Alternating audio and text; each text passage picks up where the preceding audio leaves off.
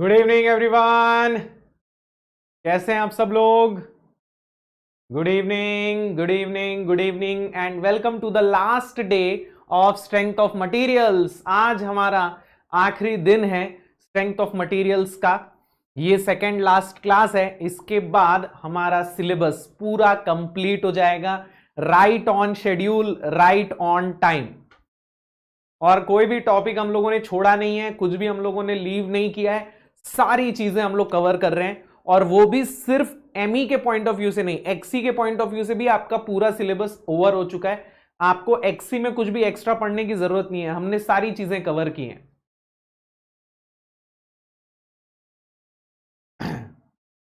आप लोगों ने आज का दोपहर का सेशन अटेंड किया था, जो 1 बजे सेशन था?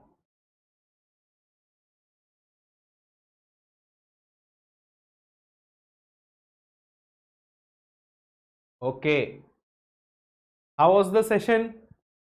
कुछ वैल्यूएबल आप लोगों को इंफॉर्मेशन मिली? उस सेशन को रखने का मेरा जो एम था वो ये था, ताकि आप लोगों को विश्वास हो, जो मैं बोलता रहता हूं ना आप लोगों को, कि भाई एमटेक करके भी बहुत कुछ कर सकते हो, जरूरी नहीं है कि हर किसी को टॉप करना है। तो ये सारे मिसकंसेप्शंस जो होते हैं ना बच्चों के मन में, उसको दूर करना मेरा एम था। तो आई होप कि आप लोगों को थोड़ा मोटिवेशन मिला होगा कि हम बहुत अच्छा करियर बिल्ड कर सकते हैं गेट में प्रिपेयर करके, है ना? यस, चलिए, ऐसे सेशंस आगे आप लोगों के होते रहेंगे, जहां हम लोग आप लोगों को हर तरीके के स्टूडेंट्स से मिलवाएंगे, टॉपर्स से लेके एवरेज स्टूडेंट्स से लेके वो सारे लोग जिन्होंने गेट में प्रिपेयर किया और आज की डेट में वो अपने करियर में बहुत अच्छा कर रहे हैं। आपको हर तरीके के स्टूडेंट्स से मिलवाएंगे ताकि आप रिलेट कर सको उन लोगों से। जैसे अगर कोई आप में से टॉपर है तो वो टॉपर से ज्यादा रिलेट करेगा। अगर आप लोगों में से कोई मेरी तरह एवरेज स्टूडेंट रहा है तो वो एवरेज स्टूडेंट से ज्यादा रिलेट करेगा। ऐसे सारे टाइप के लोगों से मिलाएंगे ताकि आपको पता चले कि मतलब उन्होंने अपने टाइम पे क्या किया था, कैसी रही थी उनकी जर्नी। ठीक है। अच्छा, कल की जो हम लोगों की लास्ट क्लास थी ना बेटा, वो अब्रप्टली बंद हो गई थी क्योंकि ना मेरे यहाँ पे वोल्टेज फ्लक्चुएशन हुआ। उसकी वजह से क्या हुआ कि स्टूडियो बंद हो गया। अब क्या होता है कि लाइट गोल होती है तो यूपीएस चालू हो जाता है, लेकिन लाइट गोल नहीं हुई। लाइट थी लेकिन वोल्टेज फ्लक्चुएशन हो गया, तो यूपीएस चालू ही नहीं हो पाया। और यहाँ स्टूडियो में मतलब टीवी को छोड़ के बाकी सब कुछ बंद हो गया था। इंटरनेट से लेके सीपीयू वगैरह से लेके सब कुछ बंद हो गया था। तो उसकी वजह से ना क्लास वापस से मैंने दोबारा स्टार्ट की, उसके बाद फिर वापस वोल्टेज फ्लक्चुएशन, फिर बंद हो गया। तो ऐसा बार बार हो रहा था, जिसकी वजह से क्लास बंद करनी पड़ गई। ओके, तो हम लोग कल जहां बंद किए थे ना वहां से ही आज कंटिन्यू करेंगे, ठीक है? मैकेनिकल के बाद एमटेक के लिए एरोस्पेस में कोई चांस है क्या? देखो बेटा, आप लोग है ना एरोस्पेस से क्या समझते हो, पहले तो मुझे ये बताओ। अगर आप ऐसा सोच रहे हो कि मैं अगर एरोस्पेस फील्ड में जाना चाहता हूं तो मेरे को एरोस्पेस इंजीनियरिंग से एमटेक करना पड़ेगा, ऐसा नहीं है। ओके, तो पहले तो आप लोग ये सोचो कि देखो, आप ना किसी भी स्पेशलाइजेशन से एमटेक तभी करो जब आगे उसमें कुछ स्कोप हो। अगर आपको रिसर्च करना है तो रिसर्च का स्कोप होना चाहिए, अगर आपको जॉब करनी है तो जॉब का स्कोप होना चाहिए।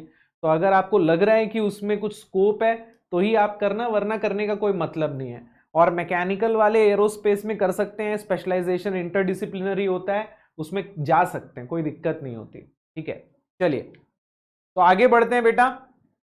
आज की लास्ट क्लास में हम लोगों ने थिन सिलेंडर देखा था, लेकिन आधा ही देखा था। तो आज थिन सिलेंडर भी कवर करेंगे, मतलब कंप्लीट करेंगे, और उसके अलावा स्फीयर्स भी देखेंगे और बहुत सारे क्वेश्चंस भी करेंगे। ठीक है, चलिए। तो हम लोगों ने प्रेशर वेसल्स देखे थे। प्रेशर वेसल्स क्या होते हैं? प्रेशर वेसल्स आर कंटेनर्स जो हाई प्रेशर फ्लूइड को कंटेन करने के लिए यूज होते हैं ना।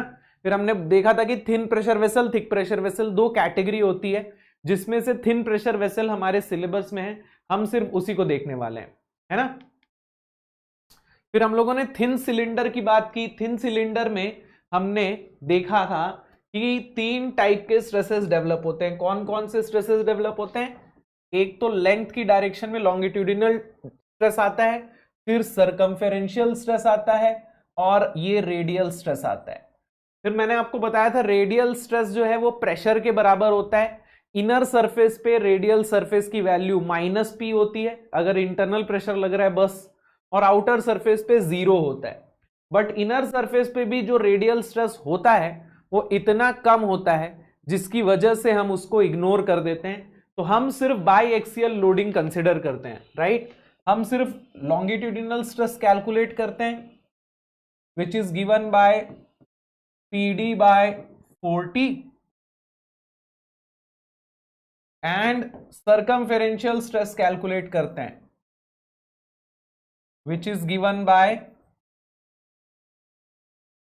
PD बाय 2T, है ना।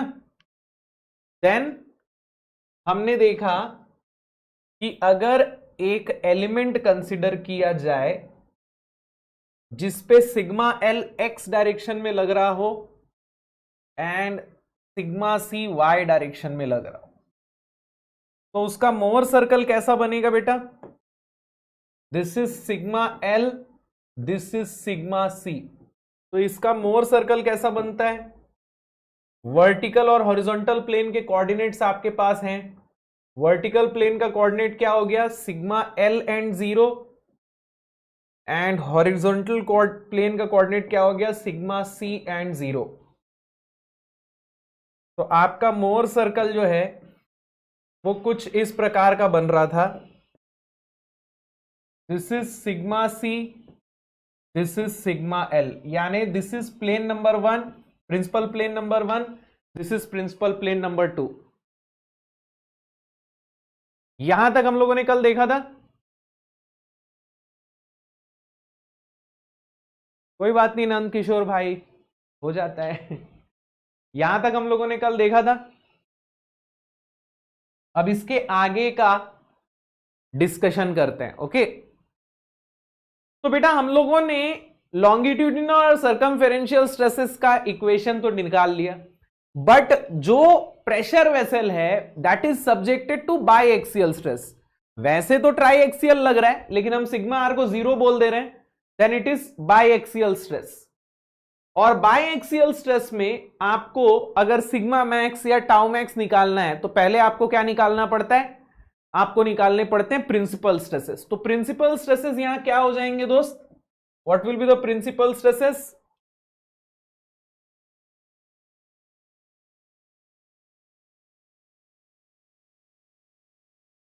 अगर मैं यहां प्रिंसिपल स्ट्रेसेस कैलकुलेट करूं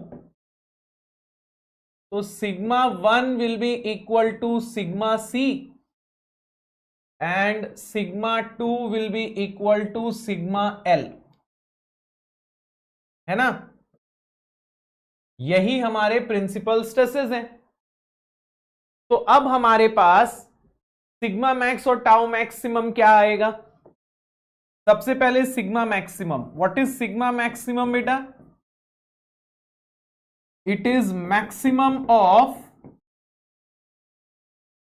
सिग्मा 1, सिग्मा 2, सिग्मा 3। तो सिग्मा मैक्सिमम यहां क्या हो जाएगा दोस्त? Sigma maximum will be equal to sigma C which is PD by 2T। Yes, सबसे बड़ा normal stress PD by 2T होगा। अब टाउ मैक्सिमम की अगर बात की जाए तो दो टाइप के टाउ मैक्सिमम हम लोगों ने देखे थे। एक होता है maximum in plane shear stress. तो अगर मैं टाउ मैक्सिमम इन प्लेन की बात करूं तो क्या आएगा? It will be sigma 1 minus sigma 2 by 2। तो सिग्मा 1 हो गया आपका PD बाय 2T और सिग्मा 2 हो गया PD बाय 4T। तो टाउ मैक्सिमम इन प्लेन कितना आ रहा है दोस्त? Tau maximum in plane will be equal to PD by 8T। Yes, tau maximum in plane will be PD by 8T। But अगर मैं एब्सोल्यूट टाउ मैक्सिमम की बात करूं, absolute tau maximum will be equal to how much? Maximum of sigma 1 minus sigma 2/2, 2 minus 3/2, 3 minus 1/2।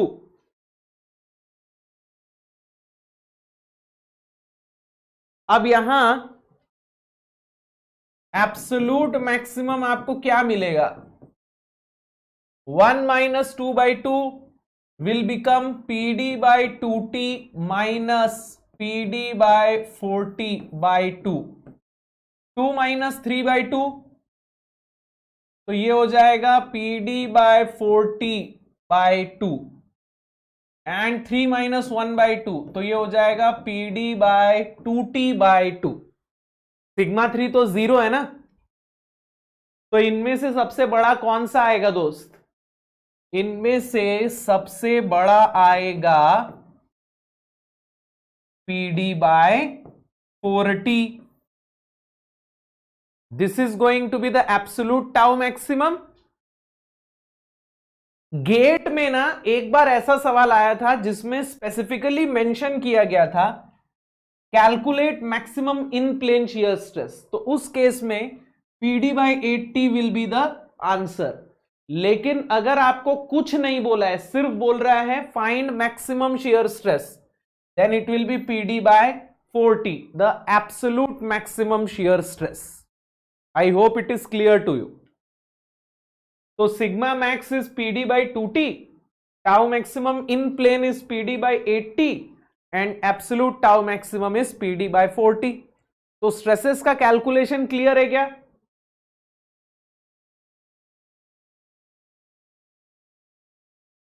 Stresses का calculation clear है ना? आपको ना ये सब याद करने की भी जरूरत नहीं है। आप अगर मोर सर्कल बना लोगे ना तो आपको खुद ब खुद सब कुछ पता चल जाएगा, राइट? आपको सिग्मा सी और सिग्मा एल की वैल्यू तो पता ही है, तो अगर आप मोर सर्कल बना लोगे तो यहां से खुद ही निकाल लोगे सब कुछ। चलो, अब हम लोगों ने स्ट्रेसेस तो निकाल लिए, लेकिन हमें डिफॉर्मेशन भी तो निकालना है। डिफॉर्मेशन ऑफ सिलेंडर मतलब हमें निकालना है change in length, change in diameter and change in volume. तो चेंज इन लेंथ निकालने के लिए सबसे पहले हम लॉन्गिट्यूडिनल स्ट्रेन कैलकुलेट करेंगे। अब देखिए, लॉन्गिट्यूडिनल स्ट्रेन की अगर बात की जाए, लेंथ यानी कि एक्स डायरेक्शन की अगर मैं बात करूं, तो epsilon L will be equal to what? Epsilon L will be equal to sigma L by E minus nu sigma C by E, है ना? देखो, एप्सिलॉन एक्स को मैं लिख सकता हूं ना sigma X by E minus nu sigma Y by E, तो वैसे ही एप्सिलॉन एल को मैं लिख सकता हूं sigma L by E minus nu sigma C by E. Sigma L हो गया एक्स डायरेक्शन में और सिग्मा सी हो गया वाई डायरेक्शन में। ये हुक्स लॉ है। जेड डायरेक्शन में तो हम लोग जीरो मान के चल रहे हैं स्ट्रेस को। अब यहां एप्सिलॉन एल को मैं लिख सकता हूं डेल्टा एल बाय एल, है ना? इसको अभी एप्सिलॉन एल ही लिख देते हैं, तो ये हो जाएगा आपका पीडी बाय 2टी माइनस न्यू, सॉरी ये पीडी बाय 4टी है ना, माइनस न्यू पीडी बाय 2टी। तो अगर मैं यहां से PD बाय 4टी को कॉमन ले लूं, then this will become 1 minus 2 nu and this is going to give you delta L।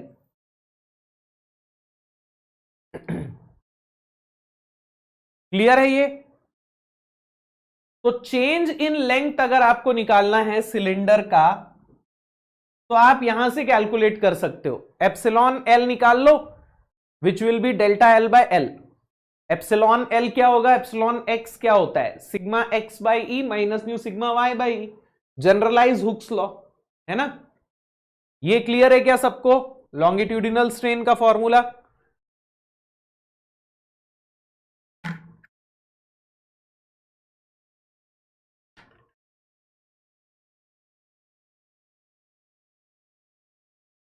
Yes. अब हम निकाल लेंगे सरकमफेरेंशियल या हुप स्ट्रेन। सेम उसी तरीके से जैसे हम लोगों ने एप्सिलॉन एल निकाला है, हम एप्सिलॉन सी कैलकुलेट कर सकते हैं क्या? ये ऐसा हो जाएगा क्या, sigma C by E minus nu sigma L by E. Epsilon Y will be sigma Y by E minus nu sigma X by E. Values रख दीजिए यहां, तो ये हो जाएगा पी डी बाय 2TE और ये हो जाएगा पी डी बाय 4TE। अब पी डी बाय 4TE यहां भी कॉमन ले लेते हैं, so this will become 2 minus nu and this will give you change in diameter by original diameter. तो अगर मुझे change in diameter निकालना है then I will use this equation. So we can find change in length, we can find change in diameter. Okay? लेकिन cylinder का volume भी तो change हो रहा है, तो अगर हमें वॉल्यूमेट्रिक स्ट्रेन निकालना है तो अब मैंने आपको वॉल्यूमेट्रिक स्ट्रेन का एक फॉर्मूला बताया था, अगर आपको याद हो, epsilon X plus epsilon Y plus epsilon Z. याद है क्या? याद है क्या? अब यहां ध्यान दीजिएगा, अगर मैं एक्स डायरेक्शन में देखूं तो डायमेंशन क्या है, लेंथ है, लेकिन y और z दोनों डायरेक्शन में डायमेंशन तो सेम है ना, डायामीटर है ना। बेटा अगर मैं सिलेंडर को देखूंगा तो y डायरेक्शन और z डायरेक्शन, उसकी दोनों डायरेक्शन में डायमेंशन सेम है, x में लेंथ है, तो मैं y डायरेक्शन के स्ट्रेन को भी सरकमफेरेंशियल स्ट्रेन बोल सकता हूं और z डायरेक्शन के स्ट्रेन को भी सरकमफेरेंशियल स्ट्रेन बोल सकता हूं क्या? बोल सकता हूं। तो ये हो जाएगा epsilon L plus 2 into epsilon C. अब यहां वैल्यूज रख दो, एप्सिलॉन एल क्या है, P D by 4TE 1 minus 2 nu plus 2 into P D by 4TE 2 minus nu. तो इसको सॉल्व करने पे आपको क्या मिल जाएगा, P D by 4TE common आ जाएगा, this will become 1 minus 2 nu plus 4 minus 2 nu, तो ये हो जाएगा कितना, 5 minus 4 new and this will become change in volume divided by original volume. हालांकि स्ट्रेन के ऊपर रेयरली ही क्वेश्चंस देखने को मिलते हैं, ठीक है, आपको स्ट्रेन के ऊपर रेयरली ही कोई क्वेश्चन, शायद ही कोई ऐसा क्वेश्चन होगा जो स्ट्रेन के ऊपर आया होगा, सारे क्वेश्चन स्ट्रेस निकालने के ऊपर ही आते हैं। लेकिन अपने को ये पता होना चाहिए, भले ये फॉर्मूला याद ना भी हो, बट अगर आपको ये प्रोसेस याद है तो भी आप काम चला लोगे, है ना, तो भी आप निकाल लोगे खुद ही से। यस, चलिए, तो अब हम एक दो सवाल करते हैं थिन सिलेंडर के ऊपर, उसके बाद हम स्फीयर के ऊपर जाएंगे। चलिए, तो ये पहला सवाल है, फटाफट से मेरे को सॉल्व करके बता दीजिए। A thin cylindrical pressure vessel is subjected to internal pressure of 2 megapascal. Internal radius is 200 mm and wall thickness is 5 mm.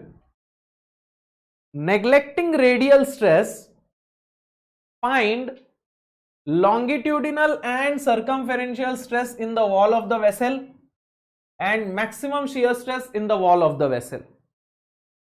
फटाफट से बता दो answer.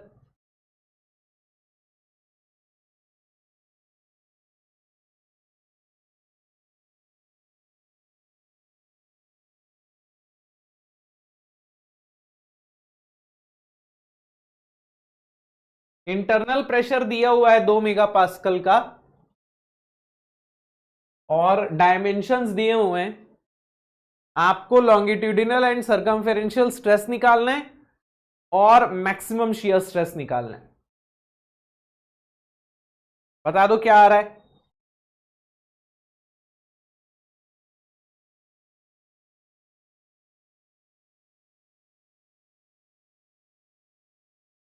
Internal pressure 2 mega pascal, यानी कि P की वैल्यू दी हुई है 2 मेगा पास्कल, रेडियस दिया हुआ है इंटरनल आपको 200 mm, यानी कि डायामीटर हो जाएगा 400 mm और थिकनेस आपको दिया हुआ है 5 mm। ओके, तो यहां लॉन्गिट्यूडिनल स्ट्रेस कितना हो जाएगा, epsilon L will be equal to, sorry क्या कर रहा हूं मैं, sigma L will be equal to PD by 40। तो सिग्मा की वैल्यू कितनी है, सॉरी पी की वैल्यू कितनी है 2 मेगा पास्कल, डायामीटर कितना 400 और थिकनेस कितना 5 mm। तो ये कितना हो जाएगा 5 इंटू 4 20, ये 40 मेगा पास्कल आ रहा है।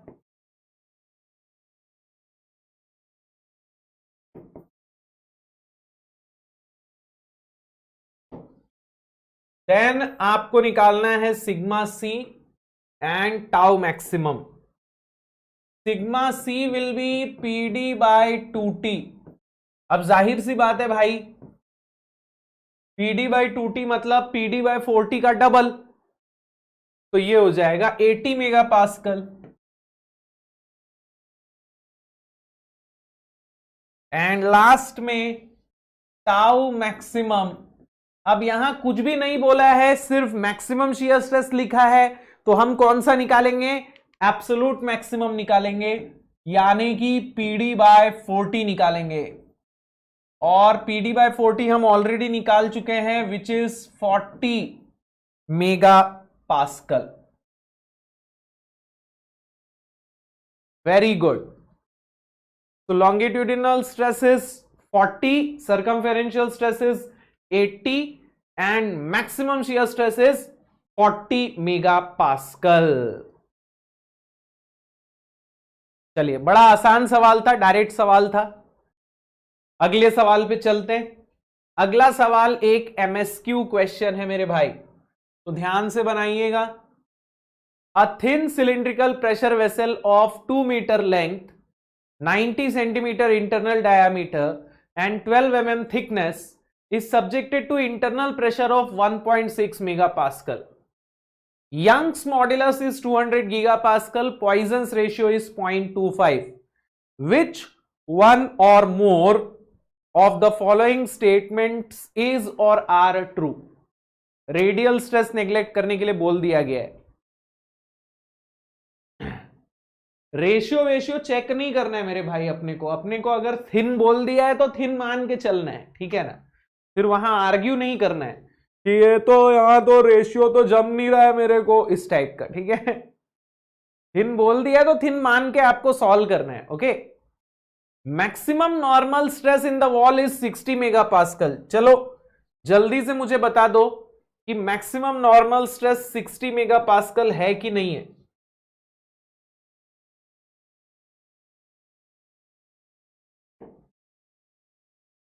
Sigma maximum will be PD by 2T। P की वैल्यू कितनी है दोस्त, 1.6 मेगा पास्कल है। डायामीटर कितना है दोस्त, डायामीटर है 900 mm। थिकनेस कितना है दोस्त, थिकनेस है 12 mm।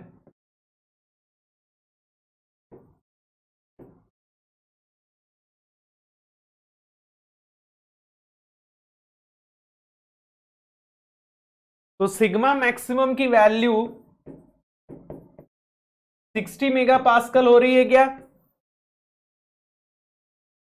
सिग्मा मैक्सिमम की वैल्यू 60 मेगा पास्कल की हो रही है क्या।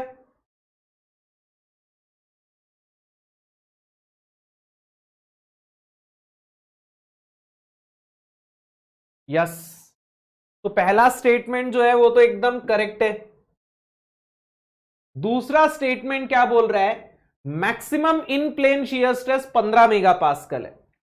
तो बेटा टाउ मैक्सिमम इन प्लेन का फॉर्मूला क्या होता है, टाउ मैक्सिमम इन प्लेन अब भी हम लोगों ने निकाला था, इज PD बाय 8T, मतलब कि 1/4 ऑफ दिस, है ना, इसका 1/4। तो कितना आ जाएगा, 15 मेगापास्कल आ जाएगा।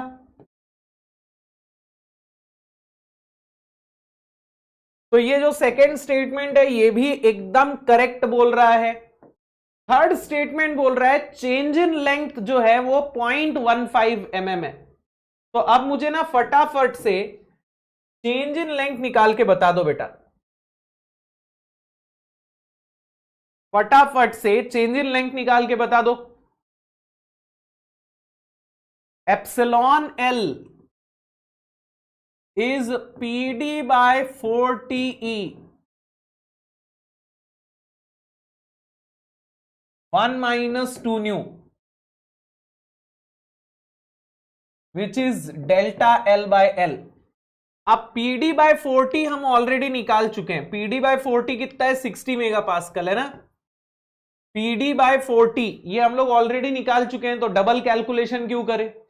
यंग्स मॉड्यूलस E कितना है, यंग्स मॉड्यूलस E है 200 गीगापास्कल। तो PD बाय 40 हमने रख दिया 60 और ये E हो गया 200 इंटू 10⁻3। न्यू की वैल्यू दी हुई है 0.25। इनिशियल लेंथ कितनी दी हुई है, इनिशियल लेंथ दी हुई है 2 मीटर, तो ये 2000 mm हो जाएगा क्या इनिशियल लेंथ mm में। तो यहां से डेल्टा एल की वैल्यू मुझे बता दो कितनी आ रही है,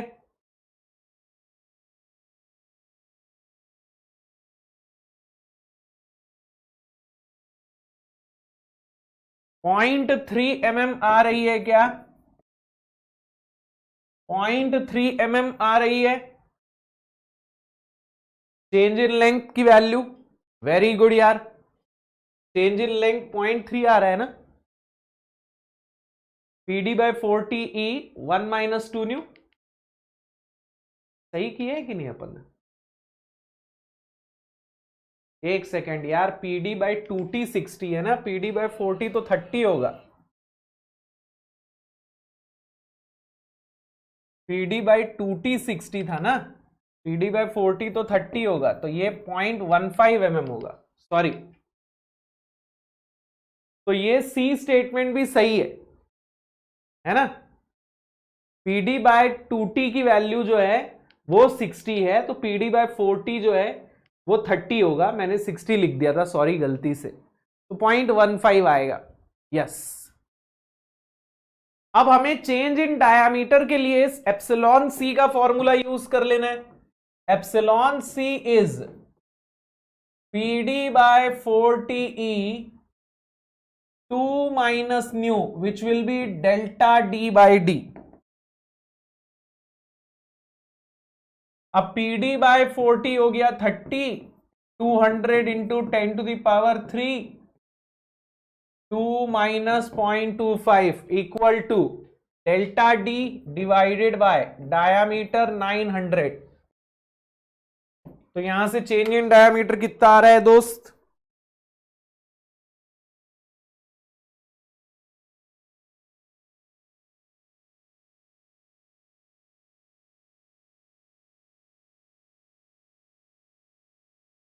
.23625, मतलब लगभग 0.23 mm के आसपास आ रहा है क्या।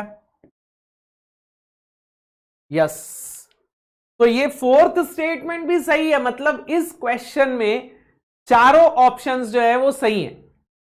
0.23 mm, यस, इस क्वेश्चन के चारों ऑप्शन सही है। ये एक ऐसा MSQ है जिसमें चारों ऑप्शन सही है। ऐसा हो सकता है दोस्त, ये मत सोचना कि ऐसा नहीं हो सकता है, ऐसा भी MSQ हो सकता है जिसमें चारों ऑप्शन सही हो। ओके, चलिए आगे बढ़े। तो ये भी बहुत स्ट्रेट फॉरवर्ड सवाल था, फॉर्मूला बेस्ड सवाल था। आगे चलते हैं, अगले सवाल पर चलते हैं। अब ये वाला सवाल थोड़ा इंटरेस्टिंग है। क्वेश्चन में क्या बोल रहे हैं? A thin cylindrical pressure vessel is subjected to internal pressure of 18 megapascal, diameter of the vessel is 200 mm and wall thickness is 10 mm. Find maximum shear stress on the inner surface of the wall and maximum shear stress on the outer surface of the wall. दोनों में अंतर पता है आपको? दोनों में अंतर पता है आपको? अंतर क्या है मेरे भाई? इनर सरफेस और आउटर सरफेस में अंतर क्या है? अगर मैं इनर सरफेस की बात करूंगा तो सिग्मा आर की वैल्यू -P हो जाएगी।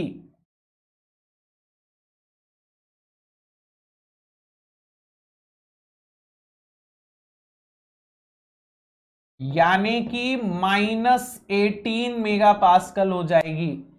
और अगर मैं आउटर सरफेस की बात करूंगा तो सिग्मा आर की वैल्यू आप 0 ले लोगे। तो इनर सरफेस पे आपको 3 प्रिंसिपल स्ट्रेस मिलेंगे, आउटर सरफेस पे आपको सिर्फ 2 प्रिंसिपल स्ट्रेस मिलेंगे। ठीक है, क्लियर है क्या? अब सबसे पहले तो हम सिग्मा एल और सिग्मा सी की वैल्यू कैलकुलेट कर लेते हैं। ठीक है, सबसे पहले हम सिग्मा एल और सिग्मा सी की वैल्यू कैलकुलेट कर लेते हैं। तो sigma L will be equal to PD/40,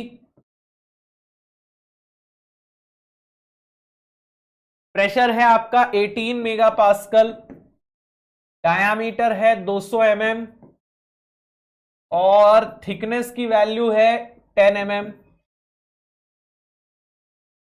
तो ये कितना हो जाएगा? 18 इंटू 200/40 यानी 90 मेगापास्कल, है ना?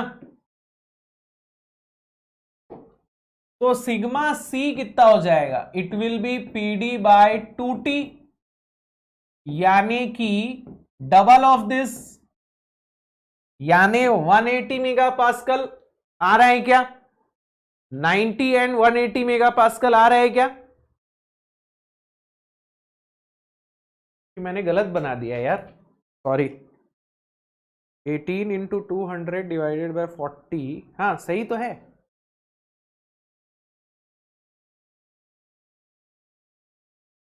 अब हमें टाउ मैक्सिमम इनर सरफेस और आउटर सरफेस दोनों पे निकालना है। तो सबसे पहले हम इनर सरफेस पे निकालते हैं। तो अगर मैं इनर सरफेस का कोई पॉइंट कंसीडर करूं, then it will be subjected to triaxial loading. ठीक है, इनर सरफेस पे आपको ट्राई एक्सियल लोडिंग मिलेगी, यानी आपको 3 प्रिंसिपल स्ट्रेसेस मिलेंगे। यहां कोई टाउ तो आ नहीं रहा है, जो सिग्मा आ रहा है वही प्रिंसिपल स्ट्रेस होगा। So this is sigma L, this is sigma C. अच्छा सॉरी, मैंने यहां ये उल्टा कर दिया ना। Sigma R will be compressive ना,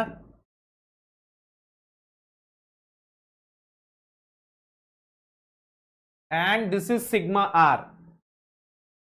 ठीक है, तो यहां आपको 3 प्रिंसिपल स्ट्रेस मिलेंगे। Sigma 1 will be equal to sigma C, यानी कि 180 megapascal. Sigma 2 will be equal to sigma L, यानी कि 90 megapascal and sigma 3 will be equal to sigma R, यानी कि -18 मेगापास्कल, है ना? तो यहां अगर मैं टाउ मैक्सिमम निकालूंगा, absolute maximum is maximum of sigma 1 - 2/2, 2 - 3/2, 3 - 1/2। कौन सा आएगा बेटा? कौन सा वाला आएगा? ऑब्वियसली 3 - 1/2 वाला ही आएगा ना।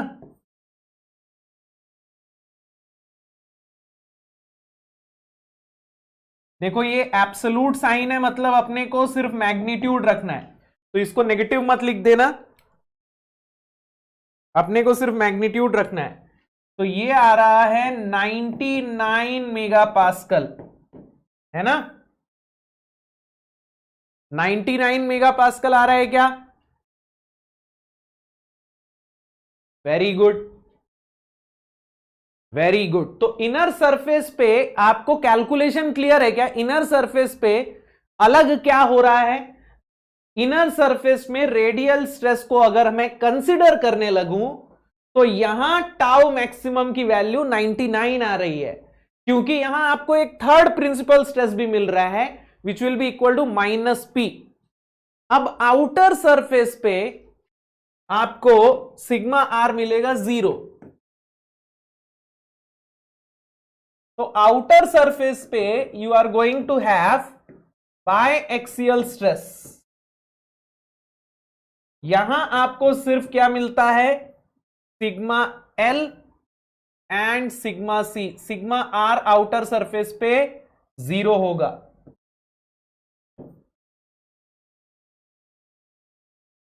तो यहां tau maximum directly PD by 4t हो जाता है। हम तो डायरेक्ट फॉर्मूला निकाल चुके हैं ना, तो ये आ गया 90 मेगा पास्कल। तो दोनों में अंतर कितना आ रहा है? देखो बेटा 9 मेगा पास्कल का मतलब 10% का अंतर आ रहा है ना? अब ये 10% का अंतर तब आ रहा है जब डायामीटर टू थिकनेस का रेशियो कितना है दोस्त? अगर मैं डायामीटर टू थिकनेस का रेशियो देखूंगा तो ये 20 है, मतलब एकदम बॉर्डर पे है ना?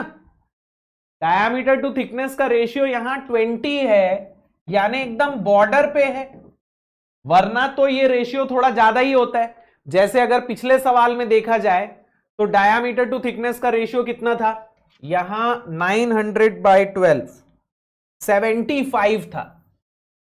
900/12 75 था। तो अगर एकदम बॉर्डर पे भी रहा डायामीटर टू थिकनेस का रेशियो तो भी आपका एरर कितना आ रहा है? कितना एरर आ रहा है? 10% का एरर आ रहा है। हालांकि अगर आपका क्रिटिकल केस है तो 10% का एरर भी बड़ा होता है, लेकिन ये मैं मतलब ऐसे ही बता रहा हूं। ये डायामीटर टू थिकनेस का रेशियो जो है ना, हम लोगों ने काफी कम ले लिया है, d/t 20। वरना तो ये 50, 100, 200 भी होता है डायामीटर टू थिकनेस का रेशियो। तो जैसे जैसे डायामीटर टू थिकनेस का रेशियो बढ़ता जाएगा ना, ये डिफरेंस कम होने लगेगा। अभी जो आपको 10% का डिफरेंस देखने को मिल रहा है ना, ये डिफरेंस धीरे धीरे नेग्लिजिबल होने लगेगा। क्या मेरी बात आप लोगों को क्लियर है?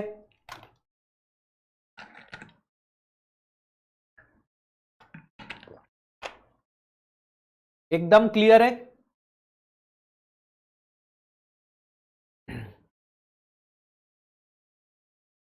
चलिए, तो अब आ जाते हैं हम नेक्स्ट केस में, यानी कि थिन स्फेरिकल प्रेशर वेसल के केस में। तो मान लीजिए हमारे पास इस बार एक स्फेरिकल प्रेशर वेसल है,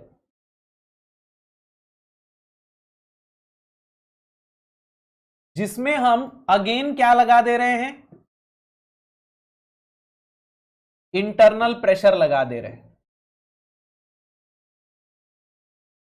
ठीक है, अगेन इस पे क्या लग रहा है दोस्त? इंटरनल प्रेशर लग रहा है।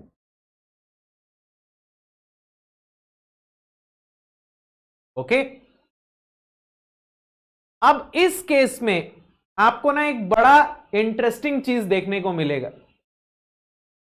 यहां पे लेंथ की कोई डायमेंशन नहीं है, यहां लेंथ कुछ भी नहीं है। अगर मैं इस स्फीयर को वर्टिकल प्लेन से कट करूं तो भी मेरे को वही सेम डायग्राम देखने को मिलेगा, और हॉरिजॉन्टल प्लेन से कट करूं तो भी मेरे को वही सेम डायग्राम देखने को मिलेगा। मेरी बात क्लियर हो रही है क्या? मेरी बात समझ में आ रही है क्या? बेटा इस डायग्राम को अगर मैं वर्टिकल प्लेन से कट करके आधा ड्रॉ करूं, then also I will get the same thing. Horizontal plane से कट करूं और फिर आधा ड्रॉ करूं, then also I will get the same thing. तो क्या मैं ये बोल सकता हूं कि यहां वर्टिकल और हॉरिजॉन्टल प्लेन दोनों में स्ट्रेसेस तो मेरे को सेम ही मिलेंगे। मेरे को इस प्लेन में जितना स्ट्रेस मिलेगा इस प्लेन में भी उतना ही स्ट्रेस मिलेगा। तो यहां आपको लॉन्गिट्यूडिनल और सरकमफेरेंशियल स्ट्रेस, दो अलग अलग स्ट्रेस देखने को नहीं मिलेंगे। यहां वर्टिकल प्लेन में भी आपको सरकमफेरेंशियल स्ट्रेस ही देखने को मिलेगा और हॉरिजॉन्टल प्लेन में भी आपको सरकमफेरेंशियल स्ट्रेस ही देखने को मिलेगा। यहां दोनों प्लेन में आपको सेम स्ट्रेस देखने को मिलेगा, सरकमफेरेंशियल स्ट्रेस या हूप स्ट्रेस। तो चलिए हम सरकमफेरेंशियल स्ट्रेस का फॉर्मूला डिराइव करें। ओके, तो लेट्स से ये आपका स्फीयर है।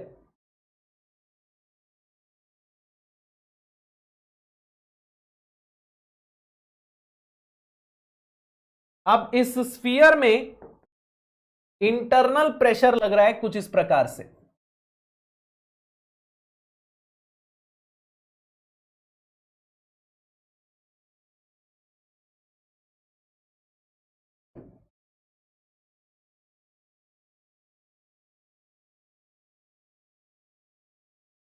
ठीक है, अभी अगर मैं यहां net force in x direction निकालूं तो ये 0 होगा, क्योंकि यहां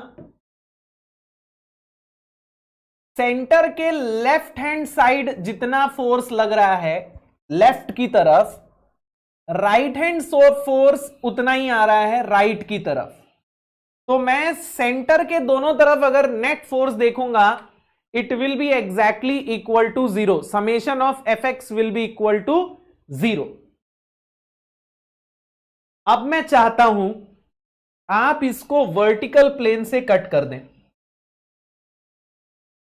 आप इसको एक वर्टिकल प्लेन से कट कर दें और उसके बाद आप लेफ्ट हाफ का डायग्राम बना दिए, लेफ्ट हाफ का डायग्राम बना दीजिए।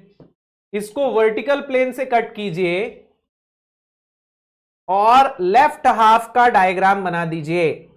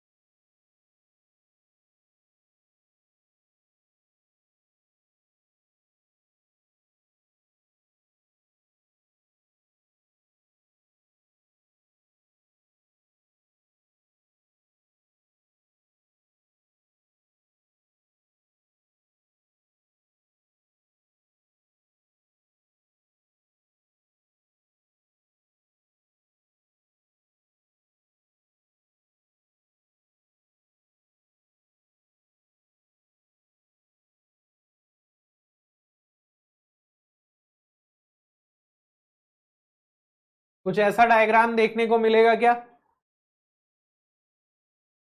यस, अब ध्यान दीजिएगा। लेफ्ट हाफ में कुछ इस तरीके से प्रेशर की वजह से फोर्स डेवलप हो रहा है ना? लेफ्ट हाफ में प्रेशर की वजह से फोर्स डेवलप हो रहा है। इसको बैलेंस करने के लिए हमने इसको जिस प्लेन से कट किया है वहां कुछ इंटरनल फोर्सेस डेवलप हो रहे हैं इस लेफ्ट साइड के फोर्स को बैलेंस करने के लिए। This force per unit area is your circumferential stress. हाँ कि ना?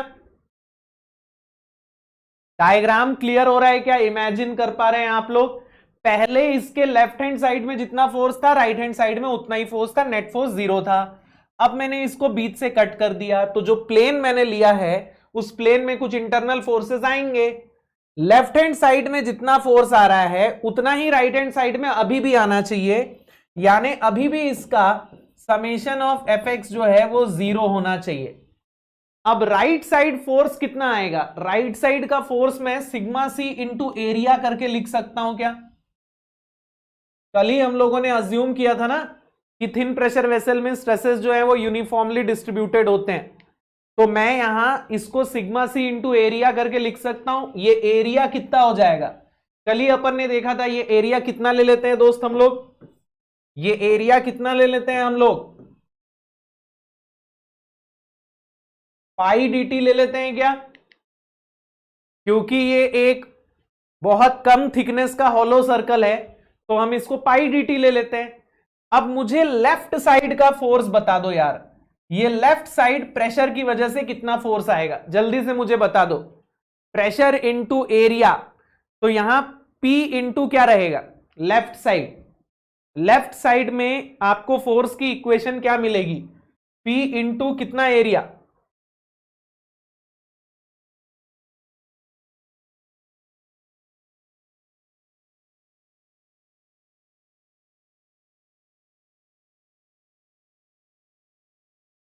देखो बेटा, कल ही हम लोगों ने डिस्कस किया था कि ये एक कर्व्ड सरफेस है, मुझे एक्स डायरेक्शन का फोर्स चाहिए, बट यहां अलग अलग पॉइंट्स में फोर्स का डायरेक्शन अलग अलग है। तो मुझे क्या करना पड़ेगा? इस एरिया की जगह इसका प्रोजेक्टेड एरिया लेना पड़ेगा। मुझे इसका प्रोजेक्टेड एरिया लेना पड़ेगा। मुझे इस प्लेन का एरिया चाहिए ना, तो बेटा अगर मैं इस प्लेन में इसको प्रोजेक्ट करूं तो क्या दिखेगा? स्फीयर को प्रोजेक्ट करोगे तो क्या दिखेगा? सर्कल दिखेगा क्या? है ना?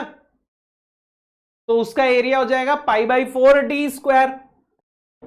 तो this will become P into pi by 4d²। What is pi by 4d²? It is projected area. क्यों प्रोजेक्टेड एरिया ले रहे हैं हम लोग? क्योंकि यहां आपको हर पॉइंट पे फोर्स एक्स डायरेक्शन में नहीं मिल रहा है P की वजह से, तो सबका हम एक प्रोजेक्शन ले रहे हैं, है ना? तो बेटा यहां अगर मैं पाई पाई कैंसिल कर दूं, डी डी कैंसिल कर दूं, तो sigma C will be equal to PD bye 40।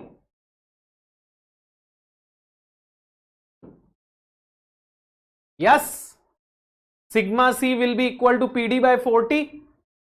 अब आपको मैं ना एक बहुत इंटरेस्टिंग बात बताता हूं। अगर मैं आपको हॉरिजॉन्टल प्लेन से कट करके यही सेम डायग्राम बना के बताऊं, डेरिवेशन तो सेम ही आएगा ना। हॉरिजॉन्टल प्लेन से अगर मैं इसको कट करूं तो भी सेम डायग्राम मिलेगा। हॉरिजॉन्टल प्लेन से अगर मैं इसको कट करूं तो भी सेम डायग्राम मिलेगा। इनफैक्ट आप हॉरिजॉन्टल या वर्टिकल प्लेन से क्यों, इसको मैं ऐसे कट करूंगा, इसको इंक्लाइन प्लेन से कट करो तो भी तो मेरे को ये सेम ही डायग्राम मिलेगा, मेरे को ये सेम ही फॉर्मूला मिलेगा ना। मैं इसको कोई से भी प्लेन से कट करूं, मेरे को यहां सेम यही स्ट्रेस की वैल्यू देखने को मिलेगी क्या?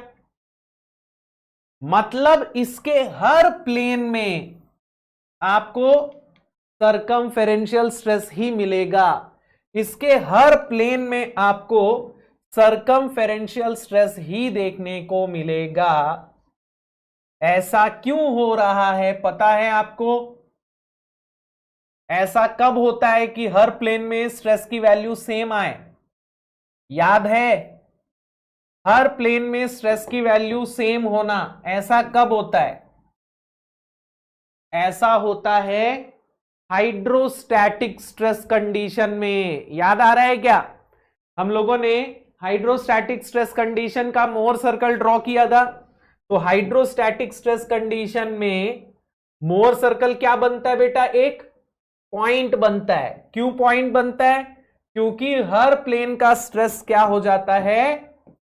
बराबर हो जाता है। तो यहां पे भी सेम वही चीज होगी, यहां पे भी हर प्लेन का stress will be sigma C. आपको सिर्फ एक सिंगल पॉइंट मिलेगा, राइट? तो ये hydrostatic stress, 2 dimensional hydrostatic stress का परफेक्ट एग्जांपल है। A thin spherical pressure vessel subjected to internal pressure, right.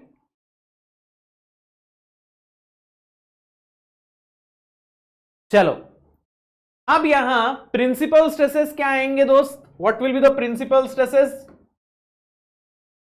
Sigma 1 और सिग्मा 2 दोनों हो जाएंगे sigma C, PD by 4t। अगर मैं सिग्मा मैक्सिमम निकालूं,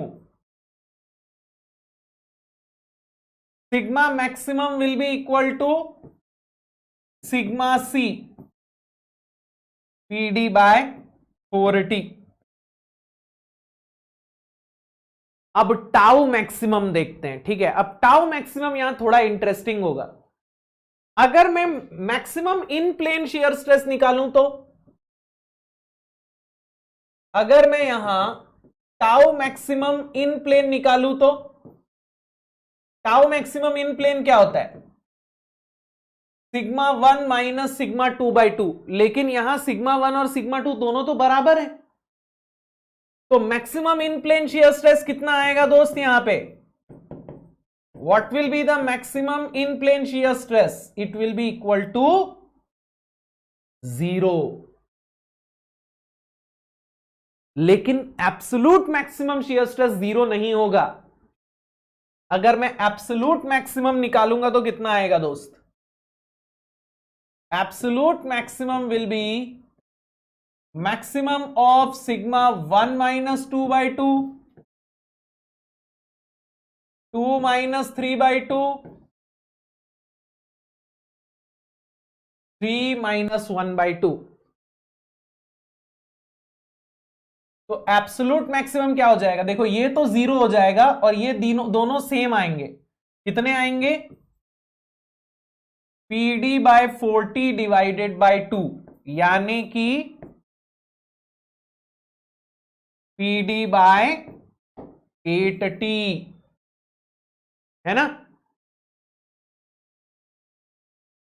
तो in plane maximum shear stress is 0, but absolute maximum shear stress will be PD by 8t। तो sigma maximum PD bye 40, tau maximum in plane 0, absolute tau maximum PD by 8t। तो stresses का calculation clear है। अब आते हैं strain में।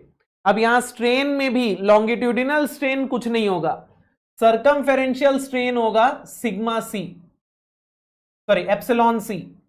अब यहां एक्स में भी सेम स्ट्रेस है और वाई में भी सेम स्ट्रेस है, तो मैं इसको ऐसा लिख सकता हूं sigma C by E minus mu sigma C by E, यानी sigma C by E 1 minus nu. तो ये हो जाएगा PD by 40E 1 minus nu.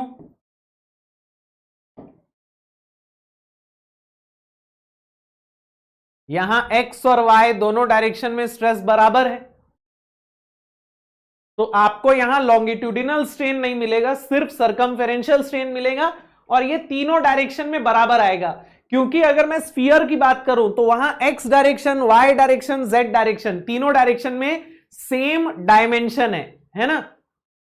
तो अगर मैं वॉल्यूमेट्रिक स्ट्रेन निकालूं which is epsilon x plus epsilon y plus epsilon z, तो क्या मैं ऐसा बोल सकता हूं epsilon c plus epsilon c plus epsilon c, यानी कि 3 times of epsilon c।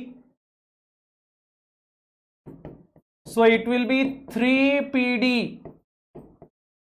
by 40E 1 minus nu, which will be delta V by V. Yes. So this is the volumetric strain of a thin spherical pressure vessel. Okay? हालांकि मैंने आपको already बताया था कि आपके syllabus में सिर्फ thin cylinder लिखा है, बट स्फीयर के कॉन्सेप्ट भी लगभग सेम ही होते हैं, तो इसीलिए हम लोगों ने इसको भी देख लिया। ओके, अब चलिए कुछ सवाल बनाते हैं। सवाल बनाए, चलिए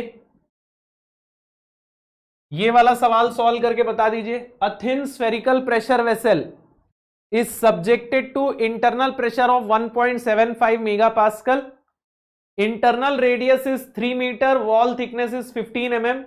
Neglecting radial stress, find circumferential stress and maximum shear stress in the wall.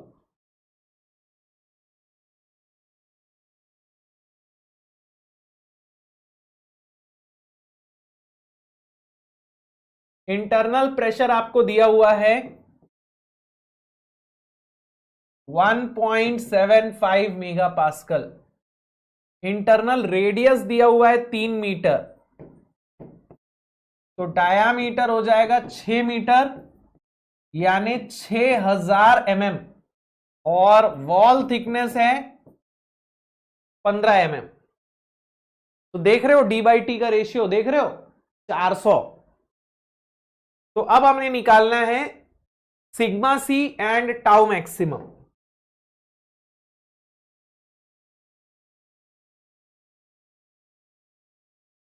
Sigma C will be PD by 4t, यानी कि 1.75 इंटू 6000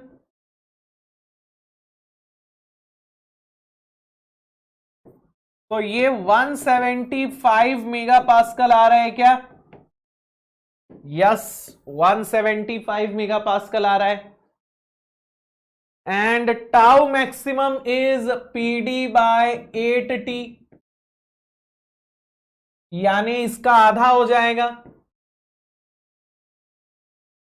तो ये हो जाएगा 87.5 megapascal, 87.5 megapascal. Very good,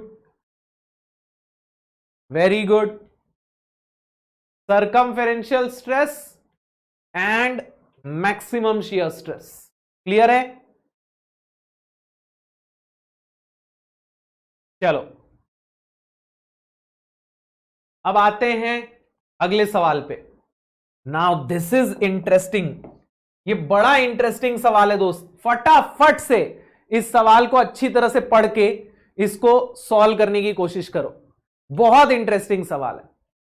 a tall open topped stand pipe, stand pipe मतलब समझते हो? Stand pipe बोले तो ये एक वर्टिकल पाइप है, ओके, जो स्टैंडिंग है बेस के, बेस पे। A tall open topped stand pipe has an inside diameter of 2750 mm and wall thickness of 6 mm. Standpipe contains water which has density of 1000 kg per meter cube. What height of water will produce a circumferential stress of 16 megapascal in the wall of the standpipe? Assume G equal to 10 meter per second square.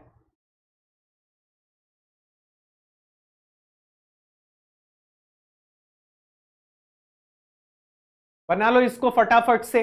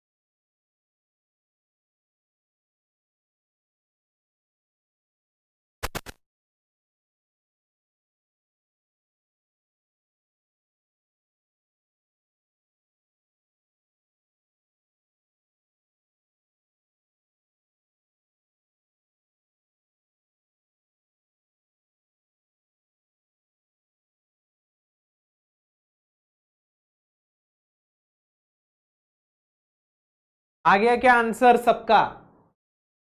ध्यान से इस सवाल को समझिए। सबसे पहले तो देखो इस सवाल में बोल क्या रहा है कि ना एक पाइप है जिसमें हम वाटर भर रहे हैं, वर्टिकल पाइप है।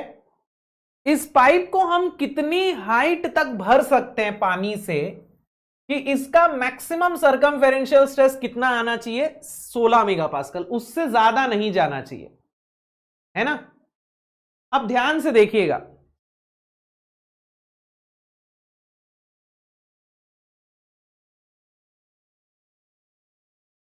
ये इस पाइप का बेस है।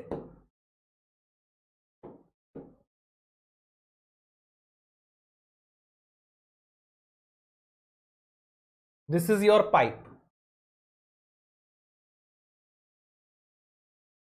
ठीक है। इस पाइप में अगर मैं वाटर भरना स्टार्ट करूं,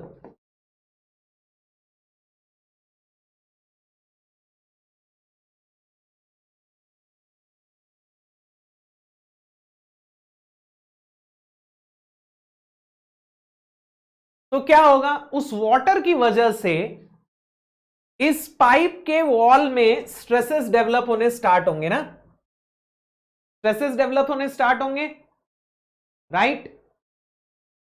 अब इस पाइप में वाटर की वजह से कौन सा स्ट्रेस डेवलप होगा? जल्दी से मुझे बताना, कौन कौन सा स्ट्रेस डेवलप होगा? कौन सा बोल रहा हूं, कौन कौन सा स्ट्रेस डेवलप होगा? जल्दी से मुझे बताओ। इस पाइप में वाटर की वजह से कौन कौन सा स्ट्रेस डेवलप होगा?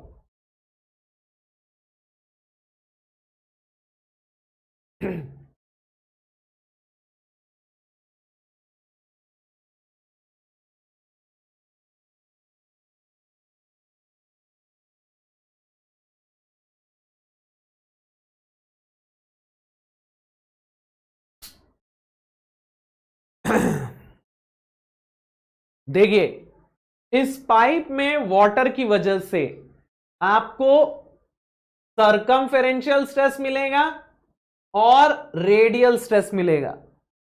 आपको यहां लॉन्गिट्यूडिनल स्ट्रेस 0 मिलेगा।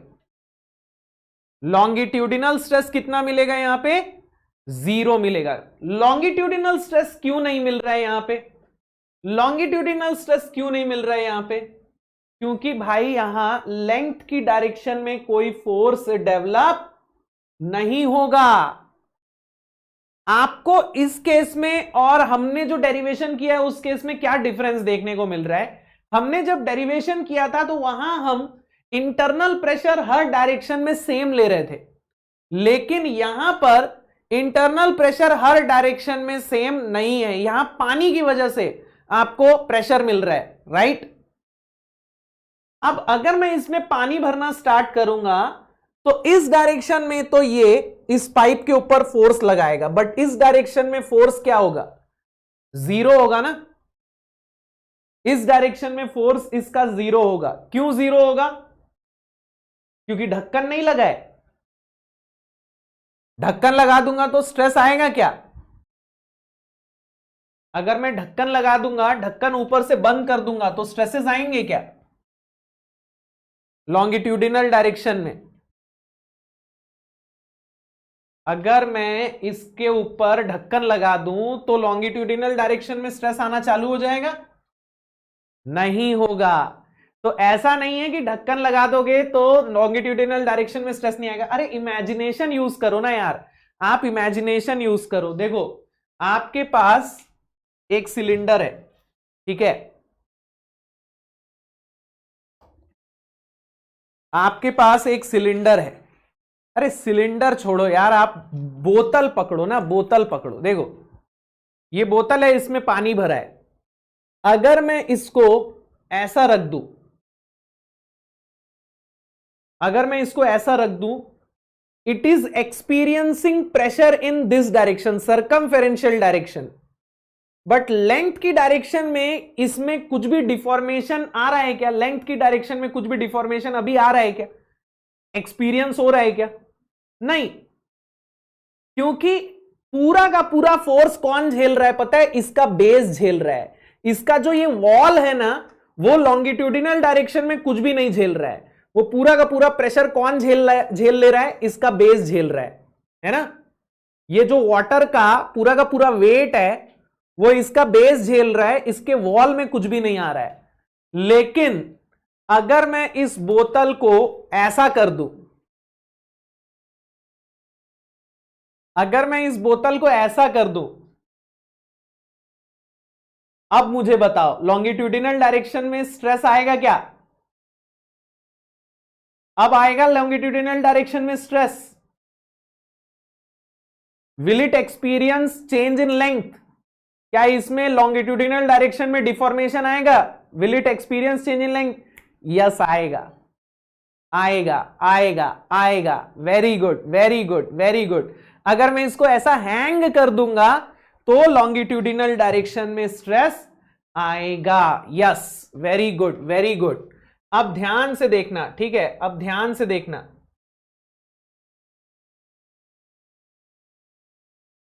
यहां आपको सरकमफेरेंशियल डायरेक्शन में स्ट्रेस कैसे देखने को मिलेगा? अगर मैं लॉन्गिट्यूडिनल स्ट्रेस की बात करूं तो लॉन्गिट्यूडिनल स्ट्रेस तो 0 रहेगा, ठीक है। सरकमफेरेंशियल डायरेक्शन में आपको स्ट्रेस कैसा देखने को मिलेगा? तो जैसे जैसे मैं इसकी हाइट बढ़ाऊंगा वैसे वैसे सरकमफेरेंशियल स्ट्रेस बढ़ता जाएगा। यानी कि क्या मैं ये बोल सकता हूं कि सरकमफेरेंशियल स्ट्रेस जो होगा वो लिनियरली इंक्रीज होगा? सरकमफेरेंशियल स्ट्रेस जो होगा वो लिनियरली इंक्रीज होगा।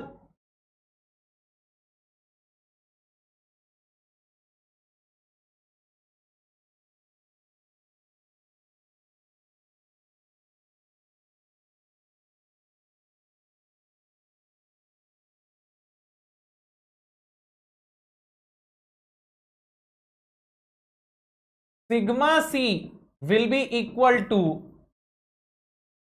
PD by 2T, राइट। एंड PD by 2T में जो P होगा that will be equal to how much? Rho G H. तो आप देख सकते हो कि यहां पे सिग्मा सी जो है वो H के साथ लिनियरली वेरी करेगा, H के साथ लिनियरली वेरी करेगा, राइट। सिग्मा सी जो है, देखो रो और जी की वैल्यू फिक्स है, डी और टी की वैल्यू भी फिक्स है। चेंज क्या हो रहा है? एच की वैल्यू चेंज हो रही है ना, नीचे से ऊपर तक। तो अगर मैं नीचे के पॉइंट पे देखूंगा H is 0, so sigma C will be equal to 0। और जैसे जैसे मैं बढ़ाता जाऊंगा इसका वाटर लेवल, एच की वैल्यू बढ़ती जा रही है, यानी सिग्मा सी बढ़ता जा रहा है। यस,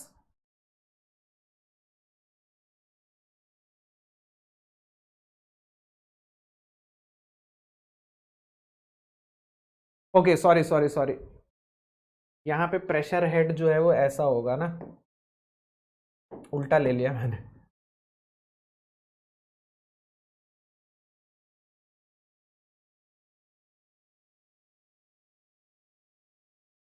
सॉरी सॉरी, ये मैंने उल्टा ले लिया, ये ऐसा होगा।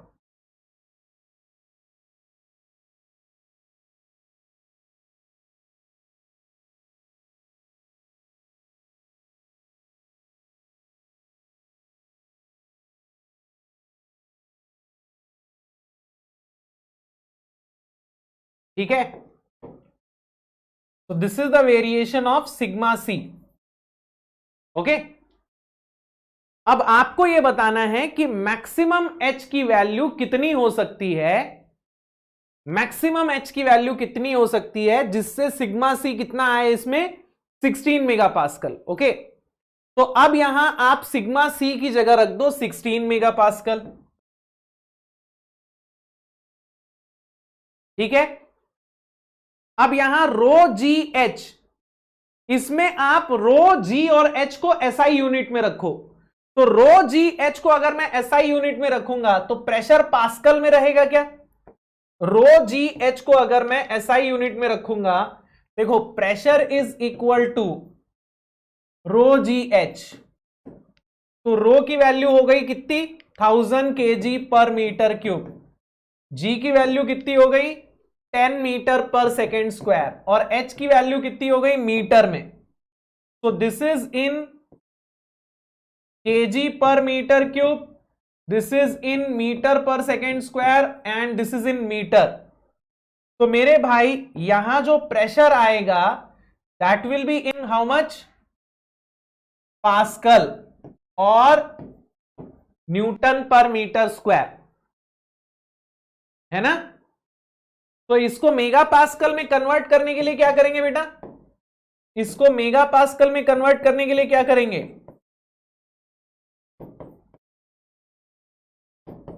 10 टू द पावर -6 से मल्टीप्लाई करेंगे क्या। Now it will be converted in mega pascal ना। तो ये कितना हो जाएगा 0.01H हो जाएगा क्या।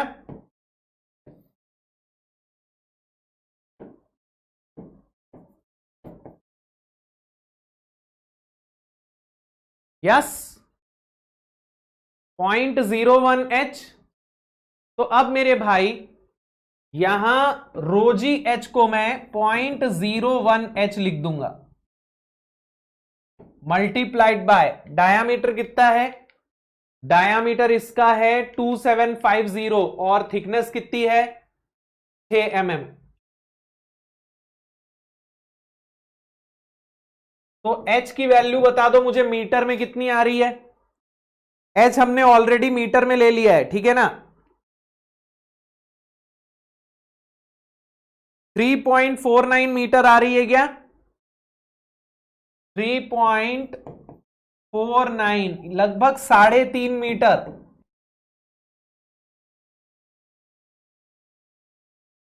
लगभग 3.5 मीटर आ रहे हैं क्या। तो 3.5 मीटर तक पानी भरने पे इसमें सर्कमफेरेंशियल स्ट्रेस 16 मेगापास्कल पहुंच जाएगा, right.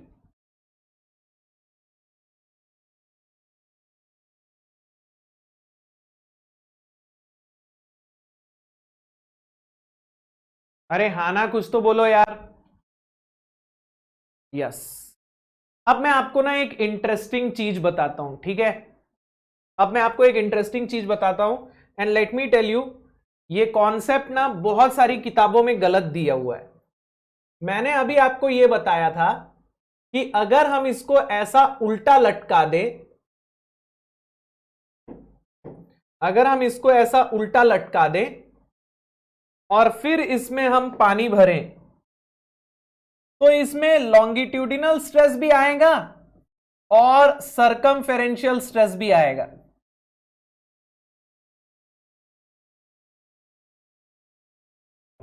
Right. Let's say this height is h0, let's say this height is h0,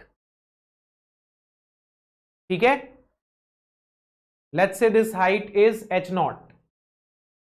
एक सेकेंड, क्या हो गया भाई, क्या बोल रहा है लड़का, sigma C PD by 2t होगा फॉर्मूला वाला।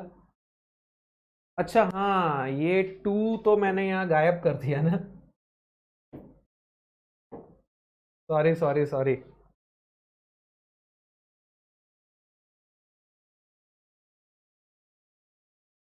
सिक्स 6.98 मीटर आ रहा है क्या,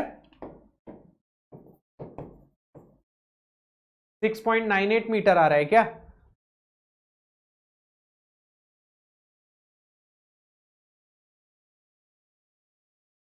सिक्स 6.98 मीटर आ रहा है।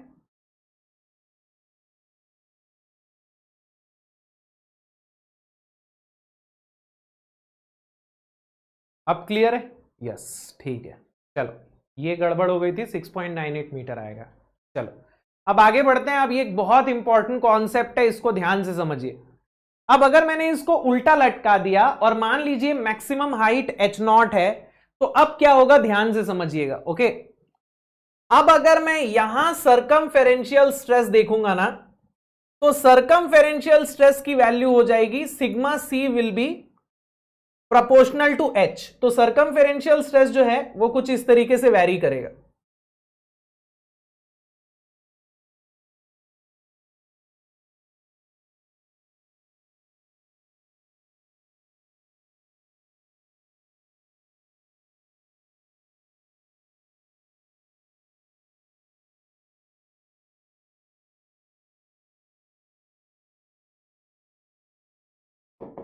So your sigma c will be proportional to h। ठीक है, तो यहां सिग्मा सी की वैल्यू मैक्सिमम आएगी। ओके, और सिग्मा सी जो है वो कुछ इस तरीके से लिनियरली वैरी करेगा। लेकिन अगर मैं यहां सिग्मा एल निकालूंगा तो मुझे एक बहुत इंटरेस्टिंग चीज देखने को मिलेगी। पता है क्या?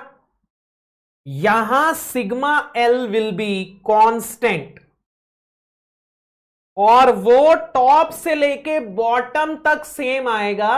इनफैक्ट वो वहां भी आएगा जहां पानी नहीं भरा है। सिग्मा सी तो सिर्फ वहीं आ रहा है ना जहां पानी भरा है। सिग्मा एल तो वहां भी आएगा जहां पानी नहीं भरा है। Sigma L will remain constant, और sigma L will be equal to rho G H naught D by 4t at all sections।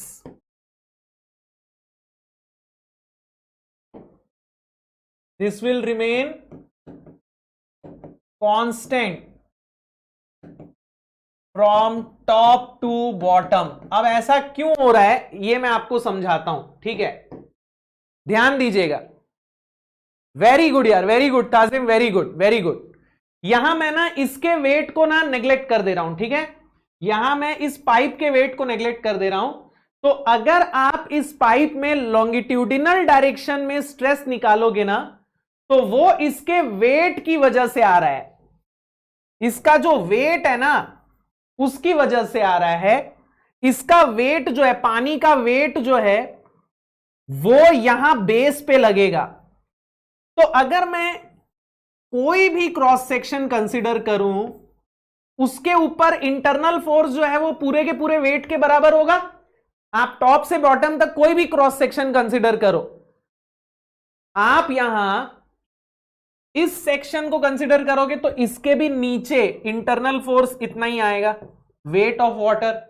आप ये सेक्शन लोगे तो भी वेट ऑफ वाटर आएगा, आप ये सेक्शन लोगे तो भी वेट ऑफ वाटर आएगा। तो आपको हर क्रॉस सेक्शन में सिर्फ वेट ऑफ वाटर की वजह से ही स्ट्रेस देखने को मिलेगा ना। तो सिग्मा एल का फॉर्मूला डिराइव कैसे होता है, ध्यान देना।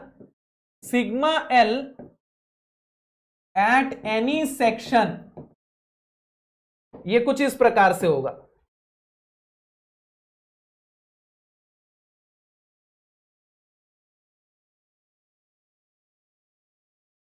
मान लीजिए मैंने इसको बीच से कट मार दिया,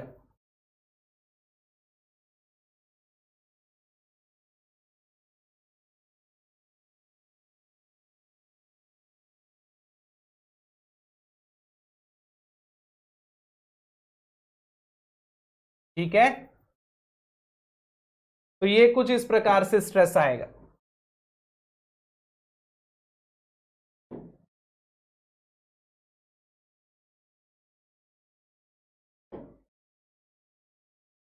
इस प्लेन में मेरे को स्ट्रेस निकालना है। Okay, so this will be the wait of water W,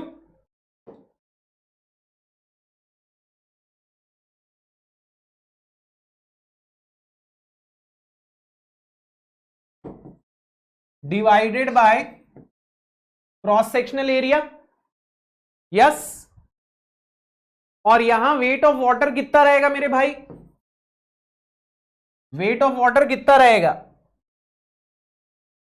wait of water कितना आएगा? Weight of water will be equal to how much?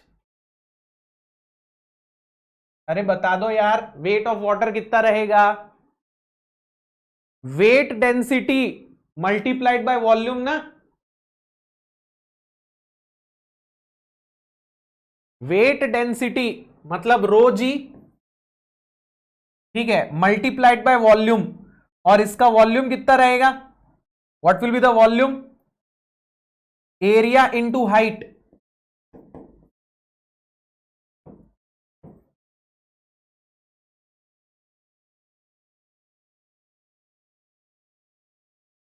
Yes, wait density multiplied by volume ना, वाटर का volume, इसकी weight density कितनी हो जाएगी, rho into जी, और volume of water, इतने वॉल्यूम का वाटर है इसमें, ये कितना हो जाएगा, pi by 4 d² multiplied by h0, yes. अब डिवाइडेड बाय एरिया, तो एरिया कितना हो जाएगा, पाई dt हो जाएगा क्या, तो यहां से pi pi cancel, D D cancel, तो सिग्मा सी कितना आ रहा है, रो जी h0,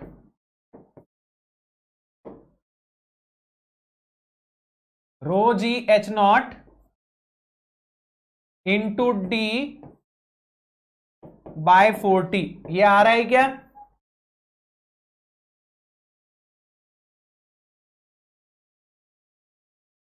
है ना,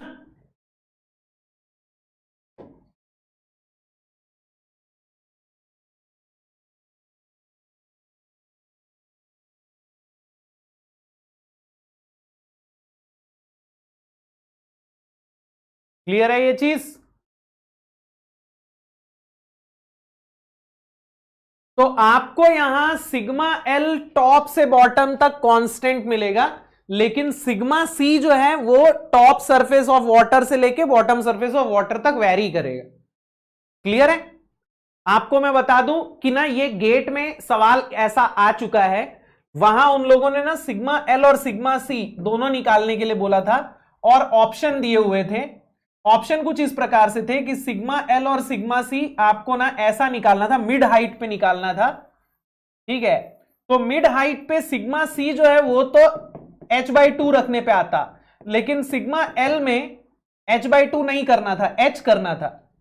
तो सिग्मा सी भी 10 मेगापास्कल आना चाहिए था, सिग्मा एल भी 10 मेगापास्कल आना चाहिए था, लेकिन जिन्होंने ना सीधे फॉर्मूला लगा दिया ना, उन लोगों ने h0 नहीं लिया, उन्होंने क्या किया, h/2 कर दिया।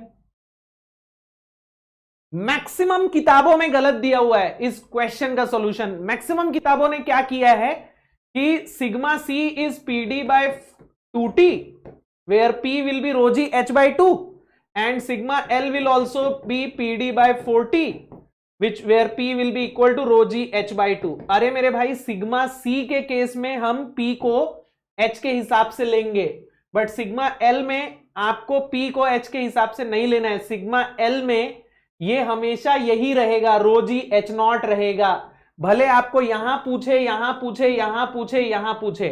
अगर मेरे को सिग्मा सी निकालना है तो जिस h पे पूछेगा उस h पे मैं निकालूंगा, उसके फॉर्मूले में वो h आ जाएगा।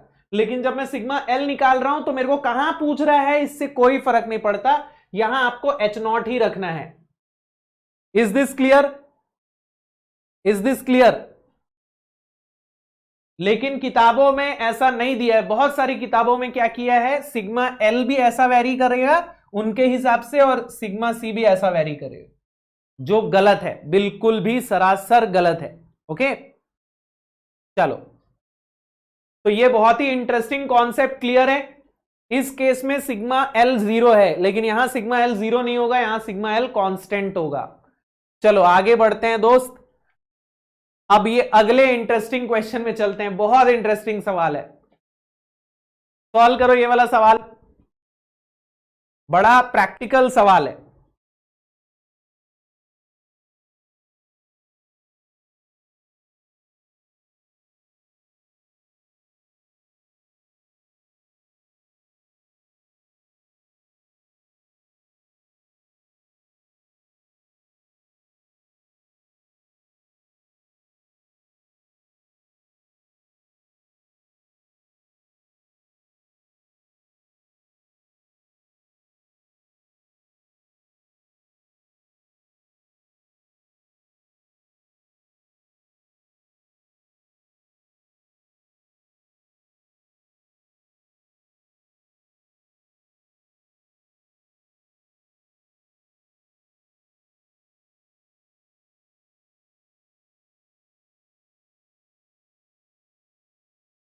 चलो,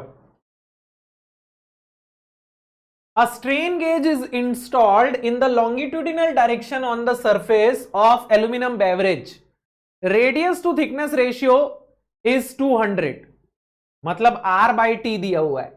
When lid is popped open, strain changes by 170 into 10 to the power minus 6. What was the internal pressure? तो ध्यान से देखिए, ऐसा बोल रहा है कि ना इस सोडा कैन के सरफेस पे हमने लॉन्गिट्यूडिनल डायरेक्शन में एक स्ट्रेन गेज लगाया, और जैसे ही हम लोगों ने इसका ढक्कन खोला, स्ट्रेन इतना चेंज हुआ. स्ट्रेन इतना चेंज हुआ मतलब क्या भैया? ढक्कन खोलते ही अंदर का पूरा प्रेशर क्या हो गया? जीरो हो गया ना. ढक्कन खोलते ही अंदर का पूरा प्रेशर जीरो हो गया, यानी कि पूरा का पूरा स्ट्रेन जीरो हो जाएगा ना. तो भाई स्ट्रेन जितने से चेंज हुआ वही इसके स्ट्रेन की वैल्यू हुई. अरे भैया देखो, मान लीजिए इनिशियली इसके पास, आपके पास 100 रुपए थे और अब आपके पास 0 रुपए हैं, तो चेंज कितना हो रहा है? 100 रुपए का चेंज हो रहा है.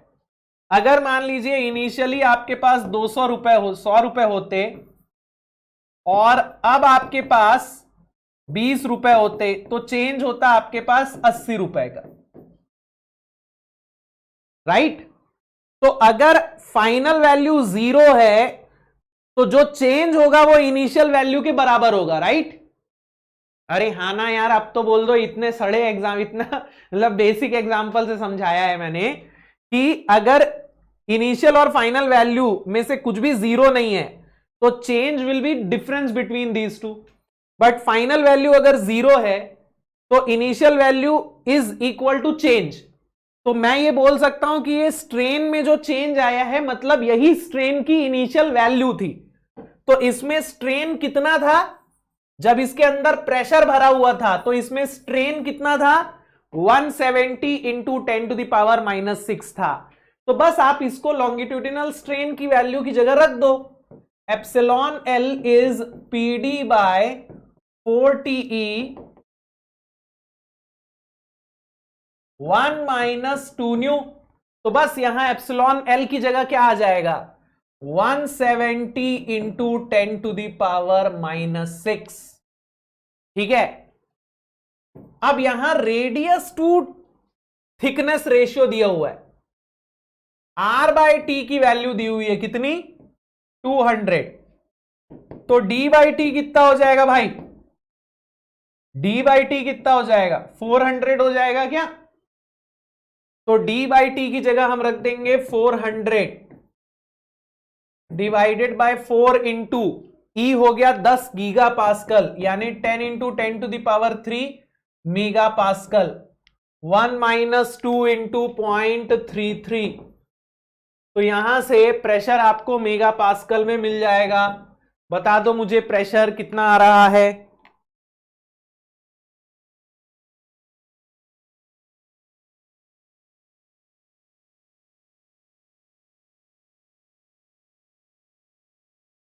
.05 मेगा पास्कल आ रहा है क्या? 0.05 मेगा पास्कल आ रहा है? 0.05 मेगा पास्कल आ रहा है क्या?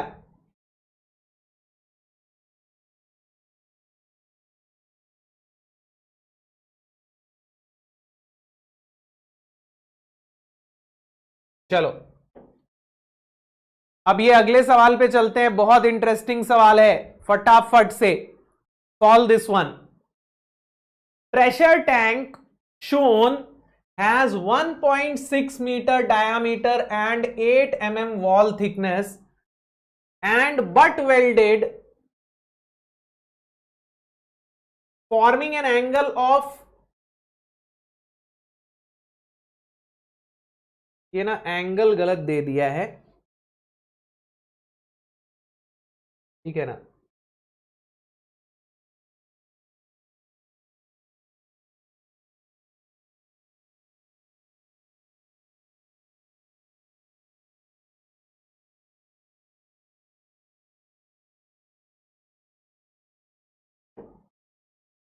इसको मैं ले लेता हूं फॉर्मिंग एन एंगल ऑफ, ये एंगल कितना दिख रहा है दोस्त,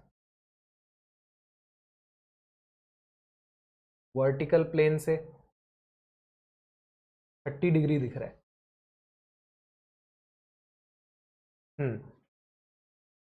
forming an angle of 30 degree with vertical plane. Okay,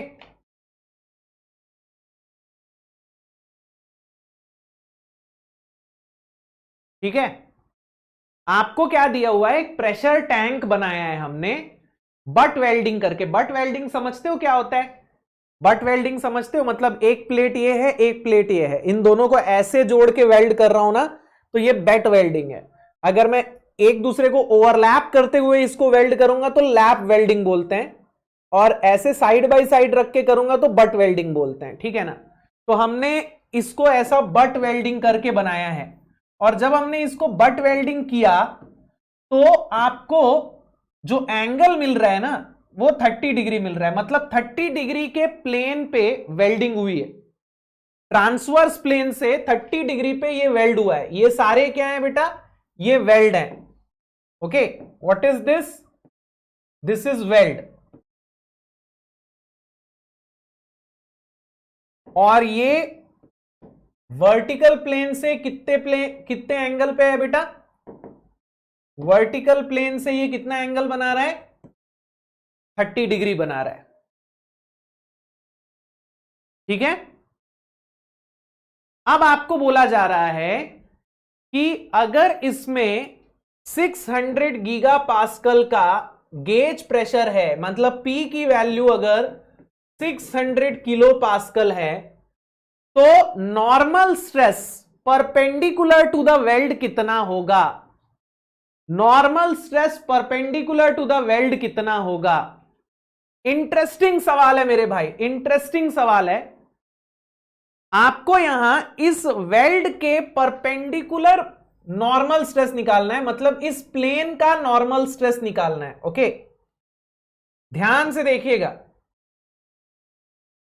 अगर मैं एक ऐसा एलिमेंट कंसीडर करता हूं तो बेसिकली मुझे ये कैलकुलेट करना है।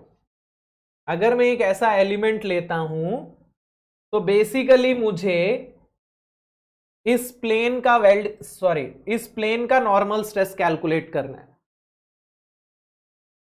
अब आपको फॉर्मूला पता है प्लेन का नॉर्मल स्ट्रेस निकालने का। आपको यहां सिग्मा एक्स मिलेगा और सिग्मा वाई मिलेगा, टाउ एक्स वाई तो नहीं मिलेगा, है ना। आपको यहां सिग्मा एक्स मिलेगा और सिग्मा वाई मिलेगा, टाउ एक्स वाई नहीं मिलेगा। तो आप सिग्मा एक्स और सिग्मा वाई निकाल लो, और फिर आप 30 डिग्री पे सिग्मा कैलकुलेट कर लो। Sigma L will be PD by 40।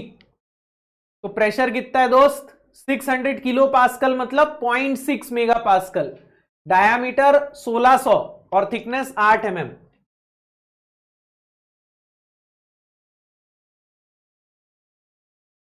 तो सिग्मा एल कितना आ रहा है,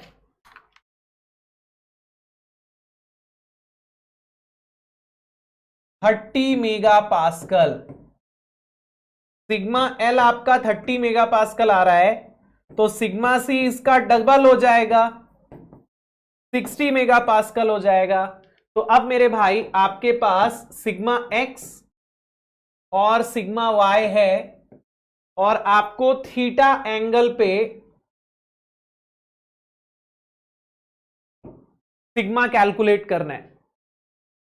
आपको थीटा एंगल पे सिग्मा कैलकुलेट करना है। हम लोग थीटा वर्टिकल से ही लेते हैं, एंटी क्लॉकवाइज पॉजिटिव ही लेते हैं, तो हमारे लिए फॉर्मूले में थीटा की वैल्यू 30 डिग्री ही होगी, ठीक है। अब यहां आपको वैल्यू रख देनी है फॉर्मूले में। तो sigma at any angle theta का फॉर्मूला क्या था, याद है क्या, sigma X plus sigma Y by 2 plus sigma X minus sigma Y by 2 cos 2 theta plus tau X Y sine 2 theta, है ना। तो ये हो जाएगा 30 plus 60/2 plus 30 minus 60/2 cos 60 plus 0। तो सिग्मा की वैल्यू क्या आ रही है मेरे भाई, जल्दी से बता दो। ये हो जाएगा 45 माइनस ये 1/2 ही होगा ना। 30/2 कितना होता है, 30/4।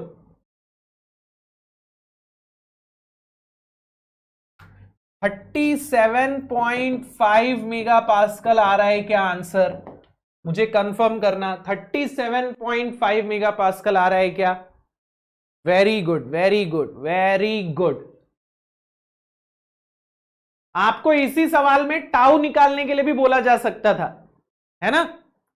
टाउ निकालना है तो टाउ का फॉर्मूला लगा देंगे। क्लियर है क्या, क्लियर है क्या?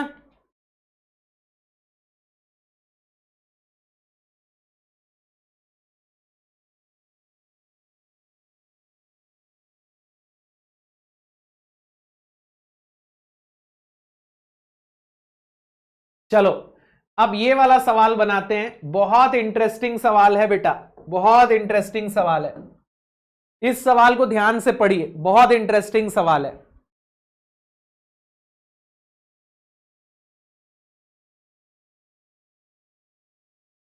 क्या बोल रहा है? A cylindrical tank subjected to internal pressure P is simultaneously compressed by axial force F equal to 72 kilonewton. मतलब हम लोगों ने इसके ऊपर इंटरनल प्रेशर तो लगाया ही लगाया है, साथ में इसके ऊपर एक कंप्रेसिव फोर्स भी लगा रहे हैं।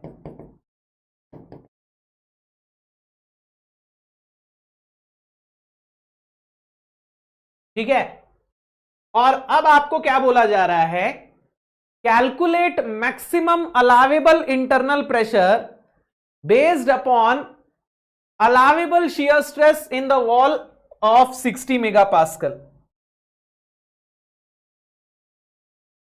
मतलब कि आपको क्वेश्चन में बोल रहा है, अगर आपको इसके वॉल में टाउ मैक्सिमम की वैल्यू दे दी जाए 60 मेगापास्कल, तो यहां P कितना होगा।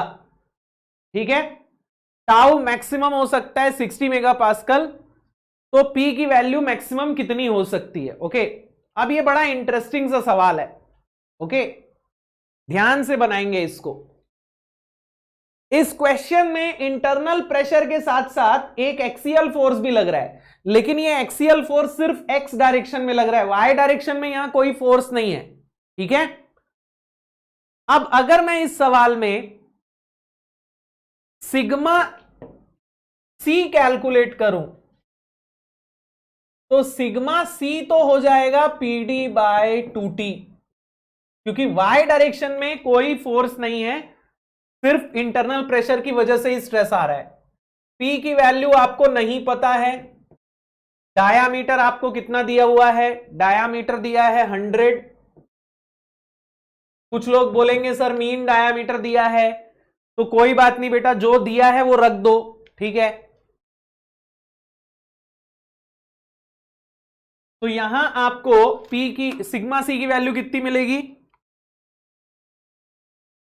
12.5 P मिलेगी। Sigma C is 12.5 P। अच्छा, यहां मैं ना एक चीज और लिख देता हूं,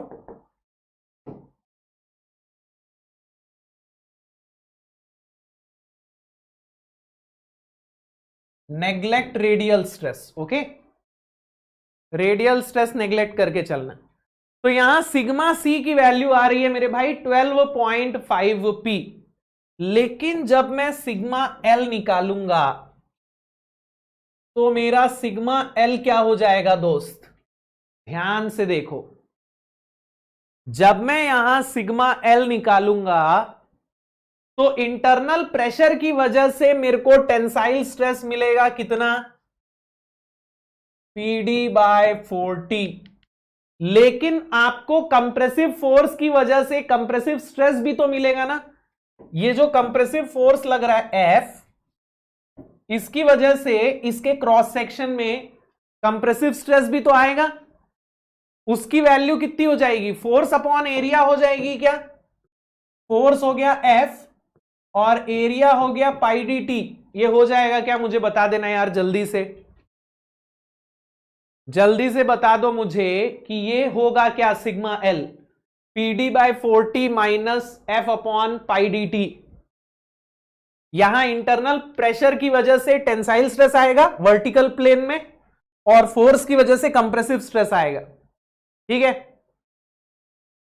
cross sectional area pi D T रहेगा। कई लोग पाई बाई 4 डी स्क्वायर समझते हैं, भाई वो ढक्कन का एरिया है। क्रॉस सेक्शन अगर मैं इसको कट करूंगा तो क्रॉस सेक्शन हॉलो रहेगा ना, उसका एरिया पाई डी टी रहेगा। ओके, अब यहां पी डी बाई 40 कितना हो जाएगा? तो बेटा 12.5 पी का आधा हो जाएगा ना, 12.5 पी का आधा हो जाएगा। फोर्स कितना है मेरे भाई? फोर्स है 72 किलो न्यूटन।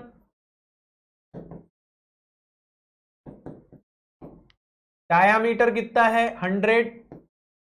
थिकनेस कितनी है? 4। तो सिग्मा एल आ जाएगा 6.25 पी माइनस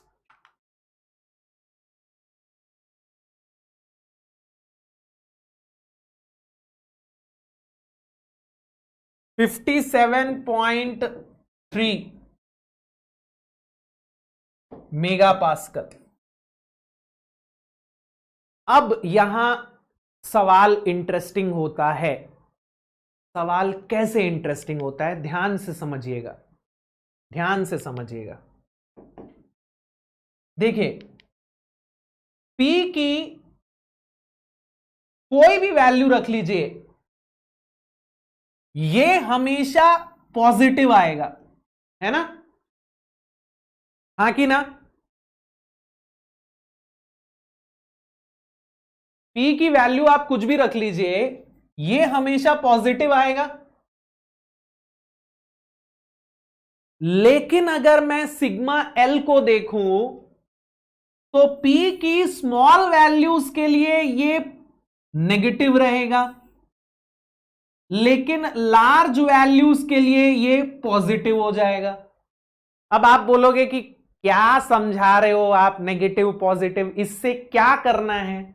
बेटा करना है, ध्यान से समझिए क्या करना है।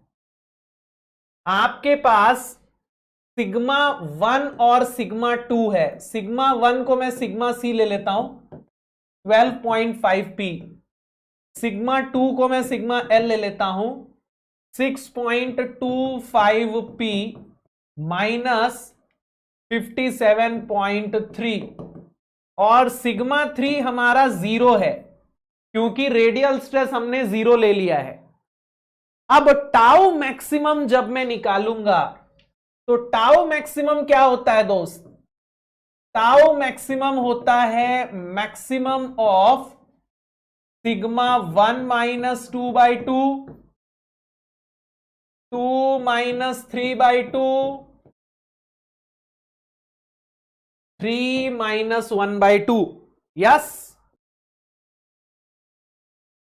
अब यहां सिग्मा 3 तो 0 है, तो ये हो जाएगा maximum of sigma 1 minus 2/2, sigma 2/2, sigma 1/2।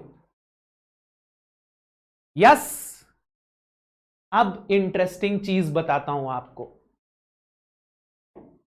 यहां आपको टाउ मैक्सिमम कौन सा मिलेगा ये आप नहीं बता सकते।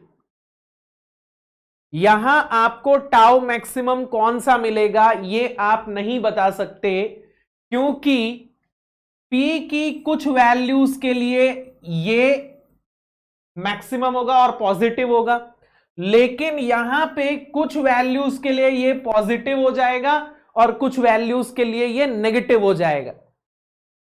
अगर ये पॉजिटिव है, अगर ये पॉजिटिव है, अगर ये वैल्यू पॉजिटिव है तो सिग्मा 1 माइनस 2/2 जो होगा वो सिग्मा 1/2 और 2/2 से छोटा आएगा।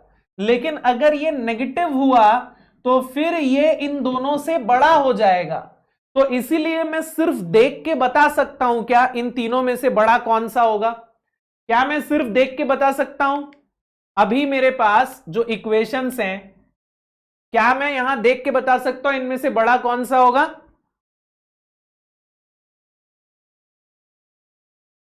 अरे नहीं बता सकते ना। तो हम क्या करेंगे, एक बार हम इसको मैक्सिमम ले लेंगे, एक बार हम इसको मैक्सिमम ले लेंगे, एक बार हम इसको मैक्सिमम ले लेंगे। तीनों को एक एक बार मैक्सिमम ले लो और पी कैलकुलेट कर लो। ठीक है, तो यहां मैं 3 केसेस बना लेता हूं। केस 1 क्या हो जाएगा? Tau maximum is sigma 1 minus 2/2। ठीक है, फिर केस 2 क्या हो जाएगा? Tau maximum is sigma 1/2। और केस 3 क्या हो जाएगा? Tau maximum is sigma 2/2। तो एक एक बार तीनों केसेस ले लो और पी निकाल लो और फिर देख लो भाई कि आंसर क्या होना चाहिए। तो पहले ये वाला केस ले लेते हैं। Tau maximum is sigma 1 minus 2/2। Tau maximum की वैल्यू क्या है बेटा? 60 मेगा पास्कल है ना। तो अगर मैं इसको टाउ मैक्सिमम ले लूं, सिग्मा 1 इज 12.5p। ठीक है, sigma 2 is 6.25p minus 57.3, minus minus ये हो जाएगा प्लस, डिवाइडेड बाय 2। तो यहां से p की वैल्यू क्या आ रही है? 120 minus 57.3 divided by 6.25, 10.03 megapascal आ रही है क्या? मुझे जल्दी से बताएंगे, 10.03 आ रही है क्या?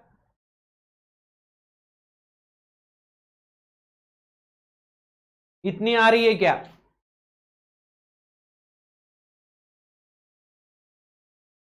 120 minus 57.3 divided by 6.25, 10.03 mega pascal. Next case में हम इसको ले लेंगे सिग्मा 1/2, यानी कि 12.5p/2। यहां से p कितना आ रहा है? 120 डिवाइडेड बाय 12.5, 9.6 मेगा पास्कल। ठीक है, एंड लास्ट केस में हम इसको ले लेंगे 6.25p माइनस 57.3 डिवाइडेड बाय 2। तो यहां से p कितना आ जाएगा? 120 minus 57.3 divided by 6.25, sorry 120 plus 57.3 divided by 6.25, यह आ रहा है 28.36 मेगा पास्कल। तो now you have 3 values of p। तो अलावेबल p कितना हो जाएगा दोस्त? Allowable p will be minimum of these 3 values, 10, 9.6 और 28.36।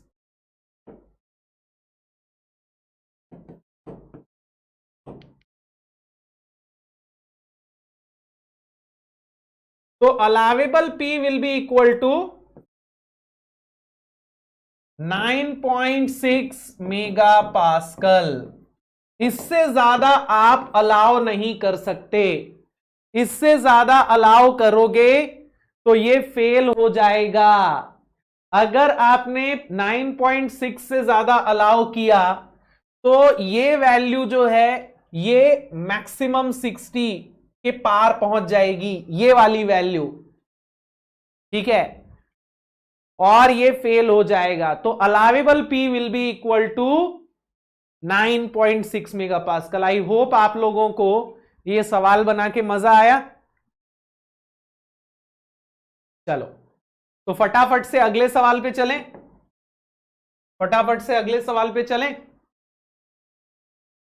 चलिए फटाफट से अगले सवाल पे चलते हैं। ये वाला सवाल भी इंटरेस्टिंग है दोस्त। A thin-walled long cylindrical tank of inside radius R is subjected to simultaneously internal pressure P, axial force F. In order to produce pure shear, F should be equal to. बढ़िया सवाल है।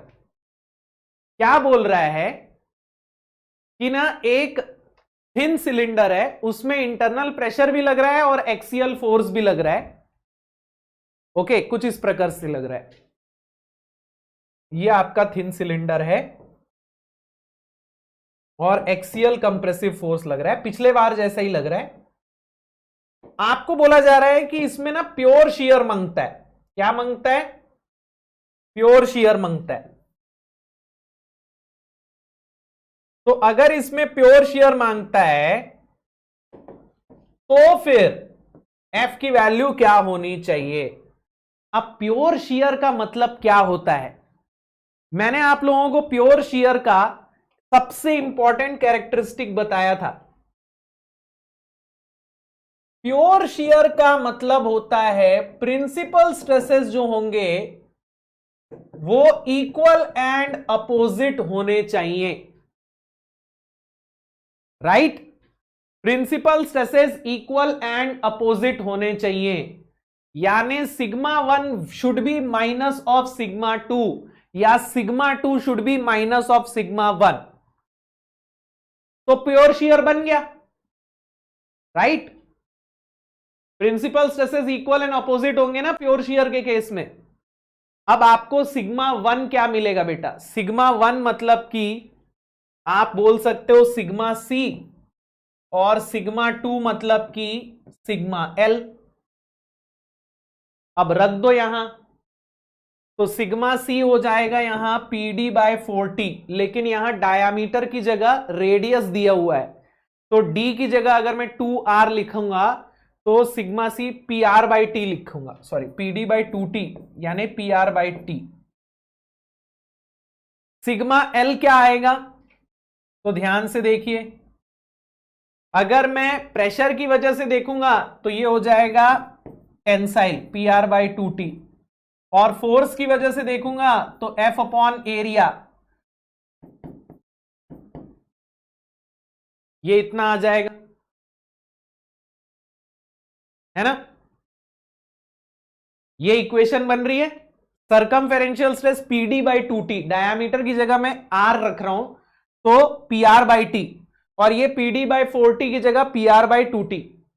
ठीक है, अब यहां ये हो जाएगा P R by T plus P R by 2t equal to F upon 2 pi RT, 1/2 प्लस 1/2, 3/2।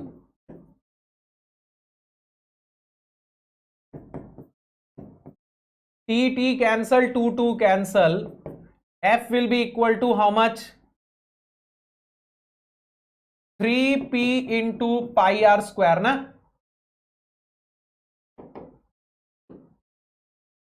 3p into pi r square, यानी कि C आ गया क्या?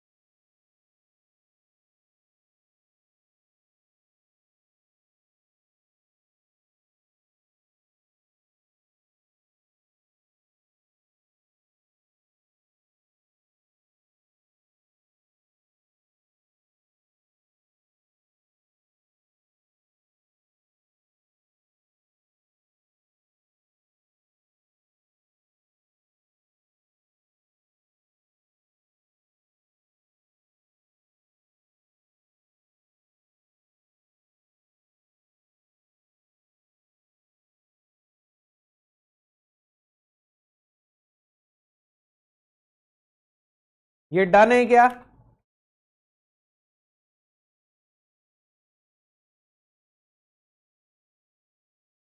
ये डन है क्या?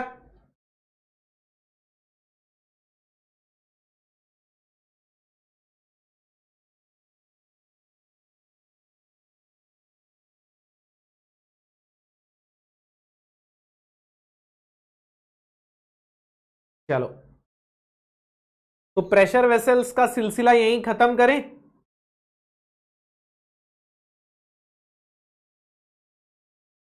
क्या हो गया यार?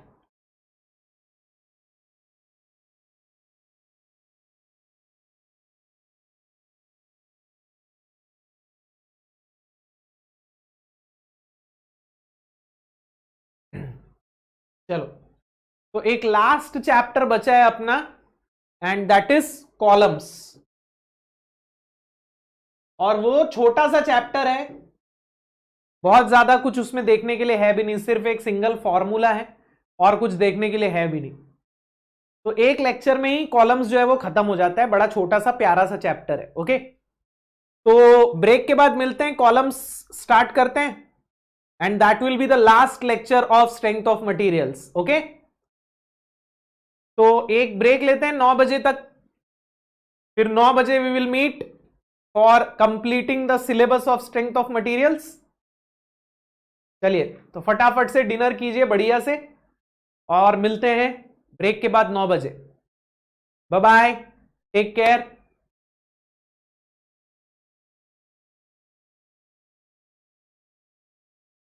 तुम्हारा खाना कब बनेगा बेटा? जल्दी जल्दी खाना बनाने और खाने की आदत डालो।